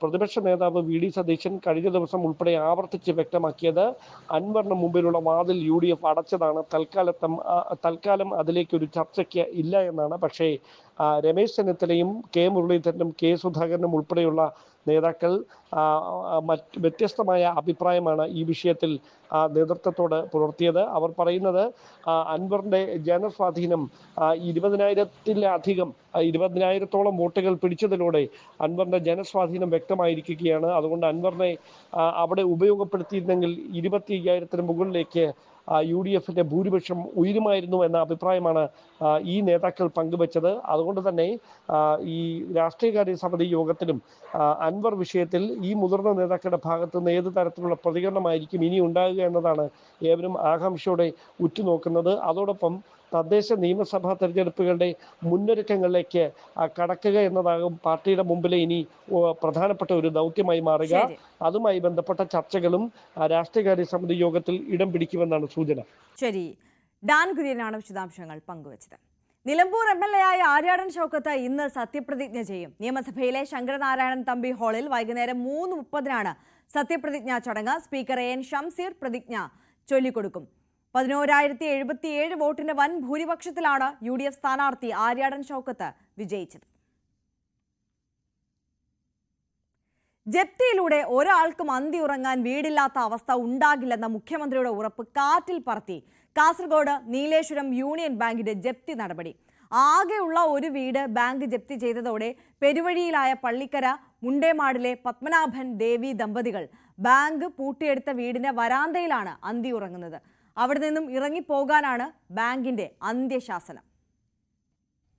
ഇറങ്ങിപ്പോകാൻ മറ്റിടങ്ങളില്ലാത്ത പത്മനാഭനും ദേവിയും വീടിന് പുറത്ത് പ്ലാസ്റ്റിക് ഷീറ്റിട്ട താൽക്കാലിക ഷെഡിലും വരാന്തയിലുമാണ് കഴിയുന്നത്. എന്നാൽ കഴിഞ്ഞ ദിവസം ബാങ്ക് അധികൃതർ എത്തി രോഗബാധിതനായ പത്മനാഭനോടും ഭാര്യ ദേവിയോടും ഒഴിഞ്ഞു പോകണമെന്നാവശ്യപ്പെട്ട് ഭീഷണിപ്പെടുത്തിയതായി കുടുംബം പറയുന്നു. മകളുടെ വിവാഹാവശ്യത്തിനും വീടിന്റെ അറ്റകുറ്റപ്പണിക്കുമായാണ് 2016 പള്ളിക്കര മുണ്ടേമാടിലെ കുടുംബം 16 ലക്ഷം രൂപ വായ്പയെടുത്തത്. 13 ലക്ഷത്തോളം രൂപ തിരിച്ചടച്ചതായി കുടുംബം പറയുന്നു. വിദേശത്തായിരുന്ന മകൻ ജോലി നഷ്ടപ്പെട്ട് നാട്ടിലേക്ക് തിരിച്ചു വന്നതും പത്മനാഭൻ രോഗബാധിതനായതും പിന്നീട് തിരിച്ചടവിന് പ്രതിസന്ധിയായി. മുതലും പലിശയും ഉൾപ്പെടെ 25 ലക്ഷത്തോളം രൂപ കുടിശ്ശികയുള്ളതായാണ് ബാങ്കിന്റെ അറിയിപ്പ്. ഇത്രയും വലിയ തുക തിരിച്ചടയ്ക്കാൻ കഴിയാതെ നിസ്സഹായരായി കഴിയുകയാണ് നിർധന കുടുംബം. മോളെ കല്യാണത്തിന് വേണ്ടിയിട്ട് വീട് റിപ്പയർ ചെയ്യാനും മോളെ കല്യാണത്തിനും വേണ്ടിയിട്ട് എടുത്തതാണ്. 13 ലക്ഷം നമ്മൾ അടച്ചു. ഇപ്പൊ മോൻ ഗൾഫിലുണ്ടായിരുന്നു. മോനാന്ന് ഇതുവരെ ഇല്ലതെല്ലാം അടച്ചിന്. അച്ഛനും മോനും കൂടിയിട്ടാണ് അടച്ചത്. അപ്പൊ ബാക്കി അച്ഛന് സുഖമില്ലാതായി, മോൻ ഗൾഫിൽ നിന്ന് വന്നു, പ്രളയം, പിന്നെ കൊറോണ എല്ലാം വന്നിട്ടാണ് എല്ലാവരും നാട്ടിലായി, ആർക്കും ഒരു പണിയില്ലാതായി. അങ്ങനെയാണ് ഈ അടവ് മുടങ്ങിയത്. ഇപ്പൊ നമുക്കൊരു രക്ഷയില്ല. ബാങ്ക് വന്നിട്ട് എപ്പം ഭീഷണിപ്പെടുത്തുന്നത്. ഷീറ്റ് കെട്ടിയിട്ട് 2023 മെയ് 17 നമ്മളെ പൂട്ടി പുറത്താക്കിയ ബാങ്ക്. ഇപ്പൊ ഷീറ്റ് കെട്ടിയിട്ട് പുറത്ത് താമസിച്ചോണ്ട് അപ്പൊ ഇന്നലെ ബാങ്കിൽ നിന്ന് ആദ്യം വന്നിട്ട് അവര് ഭീഷണിപ്പെടുത്തി ഷീറ്റെല്ലാം അയച്ച് നമ്മളെ ഉടുപ്പെല്ലാം വാരി പുറത്തേക്ക് ഇട്ടിട്ടാണ് അവര് പോയത്. എന്നേടെ നിന്നാലും നിങ്ങളുടെ പേരിൽ കേസെടുക്കുന്ന പറഞ്ഞിട്ടില്ല യൂണിയൻ ബാങ്ക്. 20 സെന്റ് സ്ഥലവും വീടുമാണ് യൂണിയൻ ബാങ്ക് ജപ്തി ചെയ്തിട്ടുള്ളത്. വാതിൽ സീൽ ചെയ്ത ബാങ്ക് അധികൃതർ വീടിനകത്തുണ്ടായിരുന്ന വസ്ത്രങ്ങളും മറ്റു വസ്തുക്കളും പുറത്ത് വലിച്ചെറിഞ്ഞതായും കുടുംബം ആരോപിക്കുന്നു. നിലവിലെ അവസ്ഥയിൽ പോകാൻ ഒരു ഇടമില്ലാതെ ഇനി എന്തു ചെയ്യണം എന്നറിയാതെ ആധിയോടെ കഴിയുകയാണ് നിർധനരായ ഈ കുടുംബം. KV Baiju, News 18, Kasaragod. പാവങ്ങളാണ് എങ്ങോട്ട് പോകണം എന്നറിയാതെ ഇത്തരത്തിൽ പെരുവഴിയിലായി നിൽക്കുന്ന അവസ്ഥയാണ്. ബന്ധപ്പെട്ട അധികാരികൾ എത്രയും വേഗം ഇടപെടേണ്ട ഒരു വിഷയമാണ്. നമുക്കറിയാം, നിയമസഭയിൽ തന്നെയാണ് മുഖ്യമന്ത്രി പറഞ്ഞത് ഇത്തരത്തിൽ ബാങ്കിൻ്റെ ബാങ്കിൽ നിന്ന് ലോൺ എടുത്തു എന്നതിൻ്റെ പേരിൽ ആർക്കും കിടപ്പാടം നഷ്ടമാകുന്ന ഒരു സാഹചര്യം സംസ്ഥാനത്ത് ഉണ്ടാവരുത് എന്നുള്ള നിർദ്ദേശം മുന്നോട്ട് വെച്ചത്. പക്ഷേ അതിനിടയിലും ഇത്തരത്തിലുള്ള ജപ്തി വാർത്തകളൊക്കെയും നമുക്ക് മുന്നിലേക്ക് നിരന്തരം എത്തിക്കൊണ്ടിരിക്കുന്ന സാഹചര്യമാണ്. ഇതിപ്പോൾ യൂണിയൻ ബാങ്കാണ് ഇവരുടെ ജപ്തി നടപടി നടപ്പാക്കിയിട്ടുള്ളത്. പക്ഷെ അതിനപ്പുറം വീണ്ടും തുടരെ ഇവരെ ഭീഷണിപ്പെടുത്തിക്കൊണ്ടിരിക്കുകയാണ് എന്നതാണ് ഏറെ ഗുരുതരമായ വിഷയം. ഇത്തരത്തിൽ ഭീഷണിപ്പെടുത്താനൊന്നും ഒരു അധികാരികൾക്കും ബാങ്ക് ഉദ്യോഗസ്ഥർക്കും ഒന്നും ഒരു അധികാരവുമില്ല എന്നതുകൂടി ഒന്ന് ഓർമ്മപ്പെടുത്തുകയാണ്. പഠനം കഴിഞ്ഞ് ഡോക്ടർമാർ പോയതോടെ കോഴിക്കോട് മെഡിക്കൽ കോളേജിൽ 200-ലധികം ഹൗസ് സർജന്മാരുടെ ഒഴിവുകൾ. പുതിയ ബാച്ചുകൾ 2 മാസത്തിനു ശേഷം എത്തുകയുള്ളൂ. നിലവിൽ PG ഡോക്ടർമാരാണ് ഇപ്പോൾ അമിത ഭാരം ചുമക്കുന്നത്. ഇതോടെ വരും ദിവസങ്ങളിൽ കടുത്ത പ്രതിസന്ധിയുണ്ടാകും. സംസ്ഥാനത്ത് ഏറ്റവും അധികം രോഗികളെത്തുന്ന മെഡിക്കൽ കോളേജുകളിലൊന്നായ കോഴിക്കോട് മെഡിക്കൽ കോളേജിൽ ഒരു വലിയ പ്രതിസന്ധിയിലൂടെ കടന്നുപോവുകയാണ്. ഇവിടെ മാത്രമല്ല, മറ്റു പല മെഡിക്കൽ കോളേജിലും ഈ പ്രതിസന്ധി നിലനിൽക്കുകയും ചെയ്യുന്നു. ഇത് ഹൗസ് സർജൻ വിഭാഗത്തിൽ പഠിച്ചിരുന്ന വിദ്യാർത്ഥികൾ അല്ലെങ്കിൽ അവർ സേവനം നടത്തിയിരുന്ന ആളുകൾ അവരുടെ പഠന കാലാവധി കഴിഞ്ഞ് പുറത്തേക്ക് പോയിരിക്കുന്നു. പക്ഷേ പുതിയ ബാച്ചിലെ ആളുകൾ ഹൗസ് സർജന്മാർ എത്താൻ ഏതാണ്ട് 3 മാസത്തോളം കാലയളവ് വേണ്ടി വരികയും ചെയ്തു. 250ഓളം ഹൗസ് സർജന്മാരാണ് കോഴിക്കോട് മെഡിക്കൽ കോളേജിൽ മാത്രം ജോലി നോക്കിയിരുന്നത്. പക്ഷേ ഇവരുടെ സേവനം ഇപ്പോൾ ലഭ്യമല്ലാത്ത ഒരു സാഹചര്യമാണ്. ഒരു സമാന്തര സംവിധാനം ഏർപ്പെടുത്തുന്നതിൽ അധികൃതർ ദയനീയമായി പരാജയപ്പെടുകയും ചെയ്യുന്ന ഒരു സാഹചര്യമുണ്ട്. നമുക്കൊപ്പം എന്തായാലും വിദ്യാർത്ഥികളും ഹൗസ് സർജൻസിന്റെ സംഘടനാ ഭാരവാഹികളുമുണ്ട്. കൺവീനർ ജിതിനാണുള്ളത്. ഒരു വലിയ പ്രതിസന്ധിയിലേക്കാണ് നീങ്ങുന്നത് അല്ലേ? ഏതാണ്ട് 200-ലധികം ഡോക്ടർമാരുടെ ഒരു ഒഴിവ്, ഹൗസ് സർജന്മാർ ഒഴിവല്ല നിലവിൽ. അതെ, ഇപ്പോൾ ജൂൺ 23 ഇവിടുന്ന് 239 ഹൗസ് സർജൻസ് അവരുടെ ഇന്റേൺഷിപ്പ് കാലാവധി പൂർത്തിയാക്കിയിട്ട് ഇറങ്ങിയിട്ടുണ്ട്. അപ്പോൾ ഇതിന് പകരമായിട്ട് മറ്റ് അടുത്ത ബാച്ച് ഹൗസ് സർജൻസ് ജോയിൻ ചെയ്യേണ്ടതിന് അവരുടെ എക്സാം പോലും ഇതുവരെ പൂർത്തിയായിട്ടില്ല. ഓഗസ്റ്റ് പകുതിയോടെയാണ് അവരുടെ എക്സാം പൂർത്തിയാവുക. അപ്പോൾ അവരുടെ എക്സാം കഴിഞ്ഞ് റിസൾട്ടും കഴിഞ്ഞ് വരണമെങ്കിൽ ഒരു സെപ്റ്റംബർ പകുതിയോട് മാത്രമേ ഇനി അടുത്ത ബാച്ച് ഹൗസ് സർജൻസ് വരികയുണ്ടാവുള്ളൂ. നിലവിലിപ്പോൾ ഒരു 240 പേര് പോയപ്പോഴുണ്ടായ ഒരു ശൂന്യത പരിഹരിക്കപ്പെടാനായിട്ടുള്ള NAJR പോസ്റ്റിങ്ങുകൾ, നോൺ അക്കാഡമിക് ജൂനിയർ റെസിഡന്റ് പോസ്റ്റിങ്ങുകളിലേക്ക് 120ഓളം പേരെ ഒഴിവുകൾ കണ്ടെത്താമെന്നുള്ളതായിരുന്നു നമുക്ക് കിട്ടിയിരുന്ന ഇത്. ആ 120 ഒഴിവുകളിലേക്ക് ഇതുവരെ ആരെയും നിയമിക്കപ്പെട്ടിട്ടില്ല. നിലവിലെ സാഹചര്യത്തിൽ ആ 120 വേക്കൻസിയിലേക്ക് 70ഓളം പേര് താല്പര്യം പ്രകടിപ്പിച്ചിട്ടുണ്ട്. അവരും ഇതുവരെ ജോലി തുടങ്ങിയിട്ടില്ല. ഇതൊരു വലിയ പ്രതിസന്ധിക്ക് ഇപ്പോൾ കാരണമായിട്ടുണ്ട്. ഇതിപ്പം PGക്കാരാണ് ഇത് ഏറ്റവും അധികം ബാധിക്കുന്നത് അല്ലേ? ഈ PGക്കാരെന്ന് വെച്ചാൽ കേവലം ഈ ചികിത്സിക്കാൻ വേണ്ടി മാത്രം വന്നവരല്ല, അവരവരുടെ അക്കാഡമിക് കരിയർ കൂടെ നോക്കേണ്ട ആളുകളല്ലേ? പരീക്ഷയൊക്കെ വരുന്നൊരു കാലം എങ്ങനെയാണ് നിങ്ങളുടെ ഒരു ജോലിഭാരം എങ്ങനെയായിരിക്കും? തീർച്ചയായിട്ടും ഈ ഒരു 250 ഡോക്ടർമാരുടെ ഒഴിവ്, അതും ജൂനിയർ ഡോക്ടേഴ്സാണ്. അവരുടെ അഭാവം ഉണ്ടാക്കിയിട്ടുള്ള അമിത ജോലിഭാരം മുഴുവനായിട്ട് PG ഡോക്ടേഴ്സിൻ്റെ തലയിലാണ്. അപ്പോൾ ഇപ്പോൾ 3 ദിവസമായിട്ട് നമ്മൾ ഈ 250 പേരുടെ അഭാവത്തിലാണ് ഈ മെഡിക്കൽ കോളേജ് ഹോസ്പിറ്റൽ റൺ ചെയ്തുകൊണ്ടിരിക്കുന്നത്. ഇങ്ങനെ അധികം മുന്നോട്ട് പോവില്ല എന്ന് ഈ കഴിഞ്ഞ 3 ദിവസത്തെ അനുഭവത്തിലൂടെ നമുക്ക് മനസ്സിലായിട്ടുണ്ട്. ഈ ഒരു സിസ്റ്റം ഇത്രയും ഡോക്ടർമാരുടെ ഷോർട്ടേജ് പരിഹരിക്കാതെ ഇനി അധികകാലം ഇത് മുന്നോട്ട് പോകാൻ പറ്റില്ല. PG ഡോക്ടേഴ്സ് എല്ലാവരും തളർന്നിരിക്കുകയാണ്. അതുപോലെ ഫൈനൽ ഇയർ PG വിദ്യാർത്ഥികളുടെ എക്സാം അടുത്തിരിക്കുന്ന സാഹചര്യത്തിൽ അവരുടെ പഠനം കൂടെ ബാധിക്കുന്ന ഒരു അവസ്ഥയാണ് ഇപ്പോൾ ഉണ്ടായിട്ടുള്ളത്. അപ്പം നമുക്ക് നിലവിൽ ഈ ഒരു പ്രശ്നം പരിഹരിക്കുന്നതിനായി NAJR പോസ്റ്റിംഗ് ആണ് നമ്മൾ മുന്നോട്ട് വെച്ച സജഷൻ. മാർച്ച് തൊട്ട്, അതായത് ഹൗസ് സർജൻസി തീരുന്ന അടുത്ത ദിവസം തൊട്ട് NAJRസിനെ പോസ്റ്റ് ചെയ്യണം എന്നുള്ള കാര്യം പറഞ്ഞുകൊണ്ട് നമ്മൾ മാർച്ച് തൊട്ട് ഇതിൻ്റെ പിന്നാലെ ഉണ്ട്. ഗവൺമെൻറ് ഓർഡർ ഇറക്കിയിട്ടുണ്ട്. പക്ഷേ ഇതുവരെ NAJRസിനെ പോസ്റ്റ് ചെയ്ത് അവരെ ജോലിയിലേക്ക് എത്തിക്കാനുള്ള കാര്യങ്ങൾ നടപടി ആയിട്ടില്ല. എത്രയും പെട്ടെന്ന് അതിൽ പരിഹാരമുണ്ടാക്കി നമ്മളെ PGസിൻ്റെ തലയിൽ നിന്ന് ഈ ഒരു ജോലി ഭാരം മാറ്റണമെന്ന് നമ്മൾ ശക്തമായിട്ട് ആവശ്യപ്പെടുന്നുണ്ട്. പൊതുജനങ്ങളെയാണ് ഇത് ഏറ്റവും കൂടുതൽ ബാധിക്കുന്നത്. അത് ഇവിടെ ആശുപത്രിയിലേക്ക് പരിചരണത്തിനായി എത്തുന്ന രോഗികളും കൂട്ടിരിപ്പുകാരും പൊതുജനങ്ങളും ആണ് ഇത് ഏറ്റവും കൂടുതൽ മനസ്സിലാക്കേണ്ടത്. ഇവിടെ 250 ജൂനിയർ ഡോക്ടർമാരുടെ ഒഴിവ് ഉള്ള സാഹചര്യത്തിലാണ് ബാക്കിയുള്ള ഇത്രയും ആളുകളുടെ അമിത ജോലിഭാരം കൂടെ ഏറ്റെടുത്തുകൊണ്ട് ഈ ഹോസ്പിറ്റലിൻ്റെ പ്രവർത്തനം സുഖമായിട്ട് ഇപ്പം കഴിഞ്ഞ 2-3 ദിവസങ്ങളായിട്ട് മുന്നോട്ട് കൊണ്ടുപോകുന്നത്. അപ്പം ഇനി അങ്ങനെ അധികകാലം മുന്നോട്ട് കൊണ്ടുപോകാൻ പറ്റില്ല എന്നുള്ളത് നമ്മൾ തീർത്ത് പറയുകയാണ്. എത്രയും പെട്ടെന്ന് ഗവൺമെൻറ് ഇതിലൊരു പരിഹാരം എടുത്തേ പറ്റൂ. Union chairman സിദ്ധാർത്ഥമുണ്ട്. സിദ്ധാർത്ഥ്, ഒരുപാട് ആളുകൾ എത്തുന്നതാണ്. കാരണം കോഴിക്കോട് ജില്ലയിലെ മാത്രമല്ല സമീപ ജില്ലകളിലെയും ഒരുപാട് റഫറൽ ആശുപത്രിയൊക്കെയായിട്ട് നിൽക്കുന്ന ആശുപത്രിയാണ്. ഇവിടെ വരുന്ന ഏറ്റവും സാധാരണക്കാരായ ആളുകളാണ്. അവർക്ക് നൽകുന്ന ചികിത്സയല്ലേ ഇത് കാര്യമായി തന്നെ ബാധിക്കും? തീർച്ചയായും. കാരണം ഇപ്പം ഈ പറഞ്ഞ പോലെ തന്നെ 240 ഡോക്ടർമാരുടെ ഒഴിവുണ്ടാകുമ്പം ഈ PGs സത്യം പറഞ്ഞ പോലെ തന്നെ അക്കാഡമിക്സ് ഒക്കെ നോക്കാനുള്ള ആൾക്കാർ തന്നെയാണ്. അപ്പം നമുക്ക് പ്രത്യേകിച്ച് ആവശ്യ സർവീസ് ഇപ്പോൾ കാഷ്വാലിറ്റി ആയിക്കോട്ടെ, എസ്പെഷ്യലി നമ്മുടെ കാഷ്വാലിറ്റി, പിന്നെ വാർഡുകൾ, നൈറ്റ് ഡ്യൂട്ടി, അങ്ങനത്തെ എല്ലാ കാര്യങ്ങളിലും അത് അഫക്റ്റ് ചെയ്യും. കാരണം ഓരോ രോഗിക്കും കിട്ടേണ്ട സർവീസിൽ അവിടെ നമ്മളത് കോംപ്രമൈസ്ഡ് ആവണം ഇത്രയും ആൾക്കാർ കുറയുമ്പോൾ. ഈ ഷോർട്ട് സ്റ്റാഫ്ഡ് സിറ്റുവേഷൻ എത്രയും പെട്ടെന്ന് ഇവർ ഇടപെട്ടിട്ട് അതിനൊരു കറക്റ്റായ സൊല്യൂഷൻ കണ്ടെത്തണമെന്ന് നമ്മൾ പറയുന്നത്. കാരണം ഇപ്പം NHR പോസ്റ്റിംഗ് എത്രയും പെട്ടെന്ന് ചെയ്തില്ലെങ്കിൽ ഈ പറഞ്ഞ പോലെ തന്നെ ഉള്ള സിറ്റുവേഷൻ ഉള്ളതിലും വേഴ്സ് ആവാനാണ് ചാൻസ് ഉള്ളത്. എത്രയും പെട്ടെന്ന് അതോറിറ്റീസ് അത് എങ്ങനെയാണെന്ന് വെച്ചാൽ ഡിസ്കസ് ചെയ്ത് അവരുടെ വർക്കിംഗ് കണ്ടീഷൻസ് ഒക്കെ കറക്റ്റ് നോക്കി എത്രയും പെട്ടെന്ന് ഒരു ചർച്ച നടത്തി ഇതിന്റെ കാര്യത്തിൽ തീരുമാനമാക്കണമെന്ന് നമുക്ക് പറയാനുള്ളത്. എന്തായാലും വലിയൊരു പ്രതിസന്ധിയാണ്. PG ഡോക്ടർമാർ മണിക്കൂറുകളോളം, ഈ 12, 14, 15 മണിക്കൂറുകളൊക്കെയാണ് ഇപ്പോൾ ജോലി ചെയ്യുന്നത്. പക്ഷേ ഈ തുടക്ക ദിവസങ്ങളാണ്, ഹൗസ് സർജന്മാരില്ലാത്ത ആദ്യ ദിവസങ്ങളാണിത്. പക്ഷേ അധിക ദിവസങ്ങളിലേക്ക് ഇത് നീങ്ങിയാൽ ഒരു വലിയ സംഘർഷത്തിലേക്ക് തന്നെ ആശുപത്രിയിലെ കാര്യങ്ങൾ നീങ്ങും. അതുകൊണ്ട് അടിയന്തരമായി അധികൃതർ ഈ വിഷയത്തിൽ ഇടപെടണമെന്ന് തന്നെയാണ് എല്ലാവരും ആവശ്യപ്പെടുന്നത്. MS അനീഷ് കുമാറിന്റെ റിപ്പോർട്ടാണ് കണ്ടത്. എറണാകുളം അങ്കമാലി അതിരൂപതയിലെ കുർബാന തർക്കത്തിൽ മേജർ ആർച്ച് ബിഷപ്പ് സർക്കുലർ പുറത്തിറക്കി. ജൂലൈ 3 മുതൽ നിർദ്ദേശങ്ങൾ പ്രാബല്യത്തിൽ വരും. സർക്കുലർ അംഗീകരിക്കുന്നതായി അൽമായ മുന്നേറ്റ സമിതി പ്രതികരിച്ചു. കേരള സർവകലാശാല സെനറ്റ് ഹാളിൽ നടത്തിയ പരിപാടിയുമായി ബന്ധപ്പെട്ട് ശ്രീ പത്മനാഭ സേവാ സമിതിക്കെതിരെ DGPക്ക് പരാതി നൽകി കേരള സർവകലാശാല രജിസ്ട്രാർ. പരാതിയിൽ പറയുന്നത് പരിപാടിയിൽ മതപരമായ ആരാധനകളോ പ്രസംഗങ്ങളോ പ്രഭാഷണങ്ങളോ പാടില്ല എന്നതടക്കമുള്ള നിബന്ധനകൾ അംഗീകരിച്ചതിനാലാണ് ഹാൾ അനുവദിച്ചത്. സംഘാടകർ ഇത് ലംഘിച്ചെന്നാണ് പരാതി. VV അരുൺ കൂടുതൽ വിശദാംശങ്ങളുമായി ചേരുകയാണ്. അരുൺ, ഈ പരാതിയിൽ പറയുന്ന പ്രധാനപ്പെട്ട കാര്യങ്ങൾ അതെങ്ങനെയാണ്?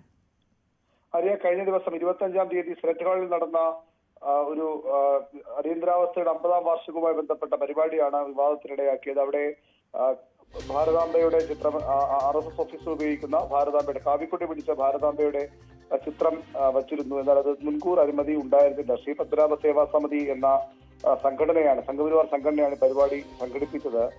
ഇതിൽ എല്ലാ നിബന്ധനകളും അംഗീകരിക്കാം. 26 നിബന്ധനകളാണ് ഹാൾ അനുവദിക്കുന്നതിന് സർവകലാശാല മുന്നോട്ട് വച്ചത്. എല്ലാം അംഗീകരിക്കാമെന്ന് പറഞ്ഞുകൊണ്ടാണ് ഹാൾ അവർക്ക് വാടകയ്ക്ക് നൽകിയത്. പരിപാടിയിൽ മതപരമായ ആരാധനകളോ പ്രസംഗങ്ങളോ പ്രഭാഷണങ്ങളോ പാടില്ല എന്ന് പ്രത്യേകമായി പരാമർശിച്ചിട്ടുണ്ട്. എന്നാൽ ഇത് ലംഘിച്ചുകൊണ്ട് സംഘാടകർ പരിപാടി നടത്തുന്ന ശ്രദ്ധയിൽപ്പെട്ടപ്പോൾ സർവകലാശാല രജിസ്ട്രാർ നേരിട്ടെത്തി പരിപാടി നിർത്തിവെക്കണമെന്ന് ആവശ്യപ്പെട്ടു. മതപരമായ ചടങ്ങുകളോട് മുന്നോട്ട് പോവുകയാണെങ്കിൽ ഹാളിന്റെ പ്രവർത്തനാനുമതി റദ്ദാക്കുമെന്ന് അറിയിച്ചു. തുടർന്ന് പ്രവർത്തനാനുമതി റദ്ദാക്കുകയും ചെയ്തു. എന്നിട്ടും അനധികൃതമായി ഹാൾ കയ്യേറി ഈ സംഘാടകർ പരിപാടി നടത്തുകയായിരുന്നുവെന്നാണ് രജിസ്ട്രാർ DGPക്ക് സംസ്ഥാന പോലീസ് മേധാവിക്ക് നൽകിയ പരാതിയിൽ പറയുന്നത്. സർവകലാശാലയുടെ മതനിരപേക്ഷ നിലപാടാണ് സംഘാടകർ ലംഘിച്ചിരിക്കുന്നതെന്നും പരാതിയിലുണ്ട്. ഈ പരാതിക്കിടെയാണ് ഗവർണറുടെ പരിപാടി ഉദ്ഘാടകരായി എത്തിയത്. അവിടെ വലിയ സംഘർഷം SFI പ്രവർത്തകരും പോലീസുമായും KSU പ്രവർത്തകരെ BJPക്കാർ മർദ്ദിക്കുന്നതും അടക്കമുള്ള വലിയ സംഘർഷം മണിക്കൂറുകളോളം അവിടെ ഉണ്ടായിരുന്നു. ആ വിഷയത്തിലാണ് ഇപ്പോൾ സംഘാടകർക്കെതിരെ സർവകലാശാല പരാതി നൽകിയിരിക്കുന്നത്. VV അരുണാണ് വിശദാംശങ്ങൾ പങ്കുവച്ചത്. ഇറാന്റെ ആണവ നിലയങ്ങൾ ആക്രമിച്ചതിലൂടെ അമേരിക്കയ്ക്ക് ഒന്നും നേടാനായില്ലെന്ന് ഇറാന്റെ പരമോന്നത നേതാവ് അയത്തുള്ള അലി ഖമനേയി. അമേരിക്ക ഇനി ആക്രമിച്ചാലും ശക്തമായ തിരിച്ചടി നേരിടേണ്ടി വരുമെന്നാണ് മുന്നറിയിപ്പ്. വെടിനിർത്തലിന് ശേഷം ആദ്യമായി ടെലിവിഷനിലൂടെയുള്ള അഭിസംബോധനയിലാണ് ഖമനേയിയുടെ വാക്കുകൾ. ഇറാനുമേലുള്ള ജയം സമാധാന കരാറുകൾക്കുള്ള പുതിയ അവസരമെന്നാണ് ഇസ്രായേൽ പ്രധാനമന്ത്രി ബെഞ്ചമിൻ നെതന്യാഹുവിന്റെ പ്രതികരണം. ഇറാനിൽ നടത്തിയ ആക്രമണങ്ങളുടെ വിശദാംശങ്ങൾ ട്രംപ് ഭരണകൂടം US സെനറ്റിന് മുമ്പാകെ വിശദീകരിച്ചു. ഇനി നമ്മൾ പോകുന്നത് നമ്മുടെ പ്രിയപ്പെട്ട സെഗ്മെന്റിലേക്കാണ്, സ്പെഷ്യൽ ഡേ സെഗ്മെന്റ്. അപ്പോൾ ആരൊക്കെയാണ് ഇന്ന് സ്പെഷ്യൽ ഡേ ആഘോഷിക്കുവാൻ വേണ്ടി നമുക്കൊപ്പം ചേരുന്നത് എന്ന് നോക്കാം. തിരുവനന്തപുരം വലിയ വേളി പൗണ്ട് കടവിലെ നിദ ഫാത്തിമയുടെ ജന്മദിനമാണിന്ന്. ആശംസകളുമായി ചേരുന്നത് പിതാവ് ഷംനാദും മാതാവ് അജനയുമാണ്. അപ്പോൾ നീതമോൾക്ക് എല്ലാവിധ ആശംസകളും ന്യൂസ് 18 കുടുംബത്തിന്റെ ഭാഗത്തു നിന്നും അറിയിക്കുകയാണ്. വെരി ഹാപ്പി ബർത്ത്ഡേ മോളെ. ഫ്രാൻസിൽ ജോലി ചെയ്യുന്ന ഡിജോണിന്റെ ജന്മദിനമാണിന്ന്. ആശംസകൾ അറിയിക്കുന്നത് ഭാര്യ സൂര്യയും അമ്മ ത്രേസിയും ചേട്ടൻ ഡെയ്സണും ഹെൽനയും ആണ്. അപ്പോൾ ഡിജോണ് എല്ലാവിധ ആശംസകളും അറിയിക്കുകയാണ്. Very happy birthday. Thiruvananthapuram Palayam Lenin നഗറിൽ താമസിക്കുന്ന രോഹന്റെ ജന്മദിനമാണിത്. ആശംസകളുമായി ചേരുന്നത് അച്ഛൻ രതീഷും അമ്മ പ്രിയയും സഹോദരങ്ങളായ റിയയും ഋതികയുമാണ്. അപ്പോൾ ഇവരുടെ എല്ലാം ആശംസകൾക്കൊപ്പം രോഹന് ന്യൂസ് 18 കുടുംബത്തിന്റെ ആശംസകളും അറിയിക്കുകയാണ്. A very happy birthday.